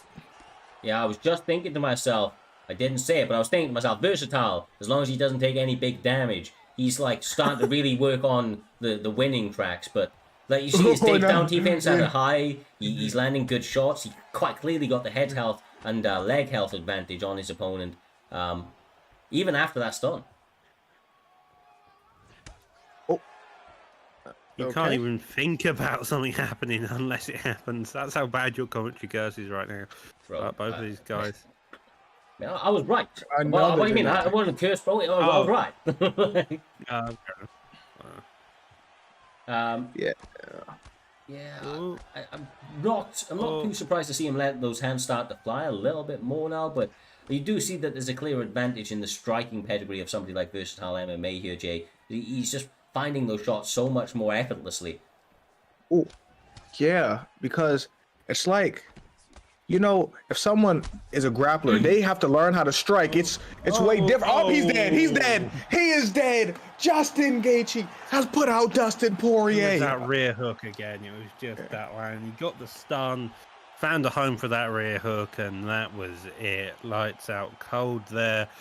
Very impressive performance. Good takedown denies, good coping on the wrestling side of things, and then coming out after those leg kicks. Realized, okay, I can now find a home for that rear hand, and he did so there, as you can see. Look, I will say it here and I will say it now. Versatile MMA capturing opportunity, lightning in a bottle here this evening. He was not fighting in the main card. He was not fighting a ranked opponent before tonight's event started. He now finds himself in a tremendous position after getting a big W over ranked number 6 in the PlayStation division in Dino Gamer. And he does so with a finish. And if you don't know anything about Primetime MMA, it's that you get extra points in our ranking system for finishes. So getting a finish on the main card over a highly ranked opponent is going to play absolute dividends for this man's rankings going forward into the next events. Absolutely massive. Like I said, captured lightning in a bottle, and I am absolutely excited as holy fuck to see what that guy can do in future. He was also fighting at high altitude. Let's be real. He was fighting at high altitude out there, so a number of handicaps going into that one, and somehow, some way, he gets the job done. But J-Dime, Dr. Goddamn Who, it moves us on to the next one. We now have our co-main and main event of this evening. Up next, the co-main event between two teammates, friends now foes. MK Dave up against MK Crusader. This one is in welterweight. These guys are battling out a number 1 contender matchup. A 4-0 via 3-0 for the title fight up against I'm the GOAT next week out. Indeed. Both of these guys look killer in all their performance, undefeated. So this is a one for the battle to stay undefeated, to then go up for that champion. 4-0 is MK Dave. Pug, though, not far behind as 3-0. Rank number 2, rank number 3. It's going to be a fight for the ages, both part of the same camp, so expect them to probably know each other's styles. Expect them probably... I'm doubting we're going to have really a feel-out process within that first round. Being never too sure. Some of them may not played as a lot recently, but we'll find out. Both of them killers in all aspects, as you can see by their record. Yes, sir. Well, without further ado, let's get into this one. We appear to be having Gilbert Burns up against Leon Edwards. Just going to have a little check. This man had his microphone on a moment ago. Hopefully that's all cool. We don't want to hear any screaming in the background. But here goes nothing, lads.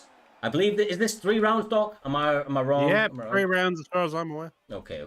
I think we should start maybe doing these 5 if they're number 1 contender matchups in co-mains. I think that makes sense, Jay. What do you think? Gonna fight for the title next, right? No, listen. I agree with that. But if it's... No disrespect to anyone. If it's someone who's really boring, I wish I would fight 5 rounds in a co-main. Fair, bro. Fair. Well, they're about to touch them up for the first round. They've actually scheduled themselves for 5, Doctor. They've scheduled themselves. They are actually if they're scheduled for 3, they're only scheduled for 3. But these guys are going to know it. They're going to come out this fight very, very actively. I don't know what's happening with the goddamn connection out here. But... hopefully that settles out, because I want to see what these guys bring to the table. Teammates seem very comfortable with each other. I mean, this can't be teammate v teammate ping, right? They got to know that the shit is... I don't know what's going on, bro. It's kind of freezing. Oh, no.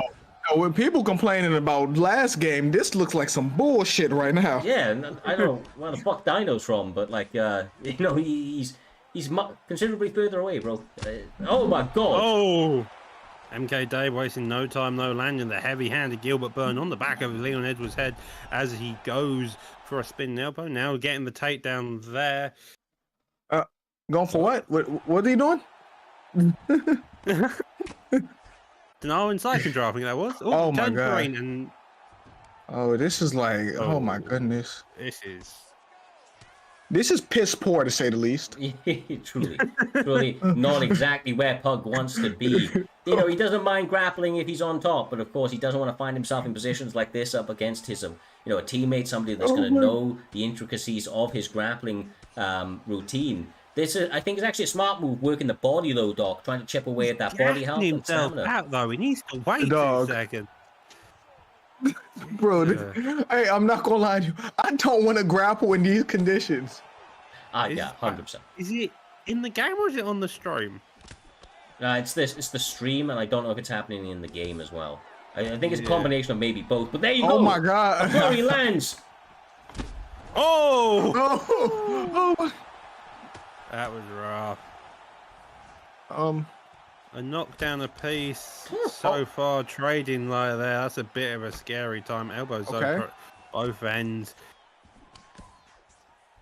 Nice. Couple combinations landing. Pug trying to answer back. Crusader landing that left hand. God damn, what is going on, bro? Like, this is the craziest connection.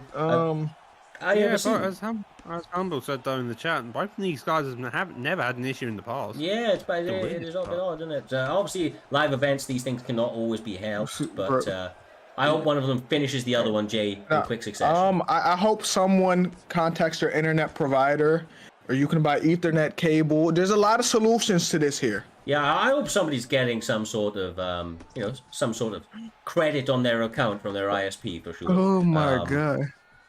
Sidestep from Leon, Rocky Edwards, Pug trying to be a little bit elusive, even with the connection issues, battling through as they can. God damn. Man, I'm gonna give them credit. This is real adversity. That's what they're battling through. There we go. Thank God. Right there. The right hand of Gilbert Burns. Couldn't happen to a nicer guy. He lands that right hand, saves every party involved from having to suffer that connection, and moves to 5-0, dog. Moves to goddamn 5-0. 5-0. He's the one in next to the title against B3 Go. As you can see, that man is killer in all aspects, getting the knockout, ducking the head kick, reading it fantastically. The Bower of Burns coming out. That was... Jesus, that was knockout of the night. Yes, sir. Well, maybe not. I don't know. I've seen a lot of knockouts. So I don't know. I watched Nas. Okay, I was about to say something crazy. I was about to say I seen him run through a tomato can, but no, I seen Nas win in under a minute. Well, that's wild. Nas has had like, I don't know. He's getting some awards, bro. He's getting some awards for sure. But fuck, man, like that. I'm glad that was over quick, just due to the connection issues. It's normally a fight I would be looking forward to see, but the connection issues made it very difficult. But one guy gets his hand raised, teammate v teammate, and Dave now advances to 5-0 and has earned himself an opportunity at Primetime Glory up against I Am the GOAT next weekend out. Make sure to tune in for that, of course, 8:30 p.m. GMT and 3:30 Eastern. But the action is not done quite there, Doctor. We move on next to EK Fonte, reigning champion of the Xbox division, taking on an absolute veteran in the scene and killer at that in BFAP Naz Nim, trying to reclaim the primetime gold for the BFAP faithful. Yeah, we've seen last time out it was EK Fonte versus KM Winter. Recap of that was it was the same matchup, in fact. It was Volkanovski versus Dustin Poirier, and Fonte looked clean. He looked very good in all aspects, very secure in himself, and I think that's what's going to be the main thing you're going to see across any of the fights of Fonte, is he's a very well-rounded, very calm, very not passive, but clinical, I think would be the best word here. Very clinical point of view, he's very particular about the way things he wants. Naz Nim is a guy, he's part of the BFAP camp, so you know for a fact he's going to be a killer to begin with, and this guy's built up his name, he's got the wins, he's got everything under the belt, and he's showcased why he should be in here, and now you get to see, can he beat the champ, can he not? And this is, win or lose, it's not a bad loss, and it's a really solid win nonetheless, so here we go, it's going to be a killer fight. Yes, sir. Let's goddamn go, Jay! Main event time is at hand. Dustin Poirier, the challenger, in the red corner. The champion, EK Fonte, with his Volkanovski pick in the blue corner. We've seen everything from EK Fonte on this rise, and if we know one thing, it's that he starts out his fight with a crazy level of pressure. I wonder if that's what he's going to do here this evening up against somebody like Naz Nim. Yeah, if it's someone who has a crazy amount of pressure, especially early, you just have to throw something to make him respect you. But if you can't do that, he's going to run full speed at you, Doc. Already kicking that leg, does Volkanovski. Poirier now repairing kind of pressure on by Dustin Poirier, though, keeping his head off the centre line to Volkanovski. Only just don't get clipped there. Ooh. Yeah, that lead hook straight looking crispy out here. I've got to remember to commentate this. I don't even want to sit back and watch this now. Ooh. Lead leg kick into a straight being feinted out there. Volkanovski, EK Fonte trying to stay short, wind up sort of connections when he's throwing his combinations. He's trying to make sure there's little wind up, trying to feint his opponent in certain strikes. Lovely little duck straight right there. Dustin peppering him from the outside though, Jay. Oh my God! Yeah, what'd you say? He was peppering him from the outside. Volkanovski got on that inside, brother. Let those hands go. Obviously, this man hits like a Mack truck. He is the featherweight kind of GOAT right now. And of course, is setting records. Plans on doing that here this evening up against the new challenger. Nice leg kick. He's doing a good job dealing with the pressure of Dustin. He's not panicking at all, Doc.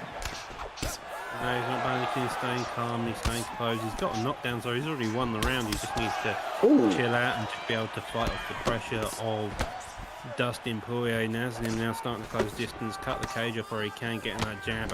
Established, working past that block, but again, lovely ringmanship by Fonte. He was against the cage and then suddenly he's back in the middle again. Nice. Ooh. Excellent awareness being shown by the champion here, Jay. Yeah, and I like the way he's fighting. I think he can drain Dustin's stamina a lot by the end of this round and have a big stamina advantage going into the second, continue to break him down, Cyrus. Exactly right, brother. He chops that lead leg again, over and over again. That leg kick comes. Nice little knee from Dustin Poirier, but he is getting blitzed with shots right now, although he is starting to connect at a slightly higher clip, though. Yeah, slowly but surely increasing his pace, finding contact there. Well, uppercut does come out, but the head movement, just keeping him off that centre line. That's been Volkanovski, one of Volkanovski's main defenses, head movement and keeping himself busy. That rear hook, though, slowly finding itself more. So I think Volkanovski really wants to be more clear in his sight. He's going to be on that lead leg of Dustin Poirier is quite bad. Nice. Ooh. The problem is Dustin has been walking him down, but the problem is he's the one who got put down. Yeah, exactly right. An interesting first round in this 5-round title fight at the top of the show here, Doctor. They are now going to go back at it. Volkanovski, EK Fonte had a very good start to the fight, of course. The champion looking clean as he switches stances to start the second. I mean, it's all on the challenger to make the adjustments here. Finding that rear hook again, getting that head health balloons in, but it keeps coming out there, and a takedown, in fact, and that's a good change of pace. The stamina of EK Fonte is much higher than Naz Nim so far, but now Fonte on the front foot. It's technical battle there. Yeah, and I just think Volka's doing a good job from the outside, picking him apart and then just getting out. Because he has a stamina advantage. He can just get in and then get right out, Cyrus. Yeah, exactly right. Oh, this is a little bit more of a flurry, man. He really keeping it oh, on here right goes now. Dustin. Oh, now Dustin's starting to get to him. All behind that jab, or so it would seem. EK Fonte trying to move that head off the center line, but it is walking him into some more shots. Oh, it is a game of very narrow margins here.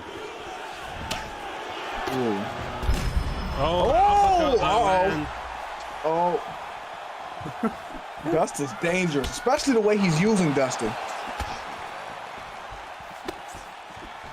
Not a lot of combos. He's happy to use that jab, and then he's mixing him in that lead hook, and it's just those single shot variants that are giving him a lot of it. It's just one, maybe a 2-shot combo at that. But he doesn't. He knows that if he tries anymore, he's going to get countered. But then Volkanovski's also just managing to keep up. The biggest difference between the two is the leg health of Dustin Poirier and his stamina. Ooh. Is going to be the main deficit when fighting, when going into the later rounds of Volkanovski here. Nice combination! Jay, the champion, just seems to find the mark more often than not. Yeah, the problem is he got to stay away from Dustin because Dustin's going to continue to walk him down even though he has no stamina. It's that power in boxing that can still give you trouble, Cyrus. Truly it is. He has that power that translates throughout weight classes and throughout the later stages of a fight also. The stamina is becoming problematic at that. And I like what I'm seeing from Volkanovski. He is moving well. He is evading some of those shots. Can he do enough to stay ahead in this one? Stamina of Dustin Poirier is pushing towards halfway, but the block of Volkanovski is definitely that block looking suspect. I don't know. I feel like even with low stam, it's a definite risk of Volkanovski to even engage with that block. And I don't know. I think a bit of grappling maybe will come into this next round. That block is getting tortured right now. I mean, EK Fonte's never looked this clean, bro, and he's the champion. His levels continue to get elevated. Fight after fight. He hasn't won this one yet, of course, but he is firmly in the driver's seat for my money. Looking very, very good across the stretch. That stamina now almost non-existent. And, of course, the accumulative damage starting to add up on both sides, but a little bit more for the champion. Let's see what before we get into the championship rounds, that right leg of Poirier managed to and block a bit. The block though is absolutely shot. The gas tank as well. When I think it's Poirier he gets a stun. Ooh.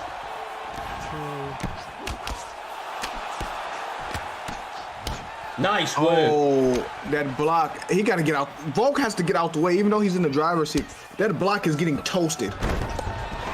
That was needed, Jay. Getting that takedown at a crucial time. Fight back and forth. He gets the rock. Now he takes him down. Trying to secure the round, but Volkanovski back to his feet. Just has to stay. He just has to make sure them shots don't hit his block, and he's firmly in control because that stamina advantage is big right now. Oh, there we go. Nice.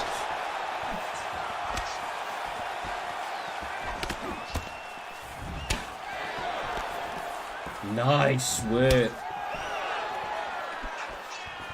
Ooh.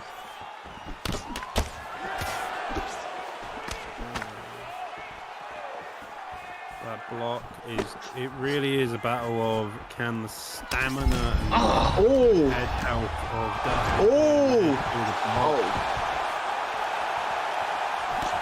The crazy thing is this is not going to discourage Dustin. He's going to continue to walk forward. He's always walked forward. I think half his issue with the stamina battle here. Nice. Oh.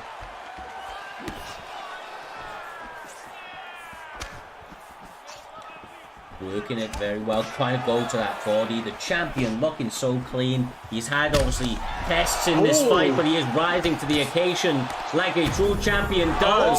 Sits him down and gets the finish. And still, Jay. And still, that was a great performance. That was a brilliant performance by him. Really good. Probably his best performance too. Yeah, undoubtedly. Champion just gets better and better. I think as Lenny said a few times in the past, when the person holds the gold, they just get better and better. They get this new blood in them, and I'll be honest, I mean, we expected Fonte to be able to defend it twice, but he's defended it twice and quite cleanly. That's an impressive performance, only adding more to his name, and he's looking like a champion that is going to be very difficult to beat. Yeah, exactly right.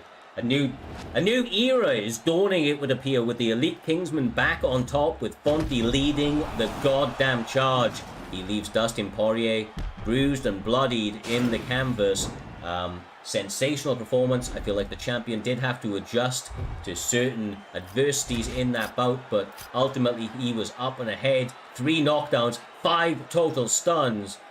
Never looking as good. EK Fonte, like I said, cannot wait to see what this man is able to develop into as champion here in Primetime MMA. Those performances like that are a great start to what seems to be a new era here at the Xbox division. Well, Doc, J Dime, Primetime fans supporting everywhere. This has been an incredible night of fights. Primetime 95 is finally at a close. We will be back now, of course, Primetime 96 next Saturday, 9:30 GMT, 3:30 Eastern. We have an incredible couple of weeks left setting up for Primetime 100, which promises to be a most monumental card that we have ever done, building towards that massive number. Of course, we've got to put on all of the action, so to continue to support and watch the journey of who's ultimately going to be in above those upper echelon of the Xbox and PlayStation division, make sure to hit that follow button and join in all of the action live next weekend out. But until then, for myself, J Dime, Doc, Humble, and all of the guys in the back, we want to say thank you once again for your continued support, and we look forward to seeing you in the next one for more virtual violence here under Primetime MMA's bright brand.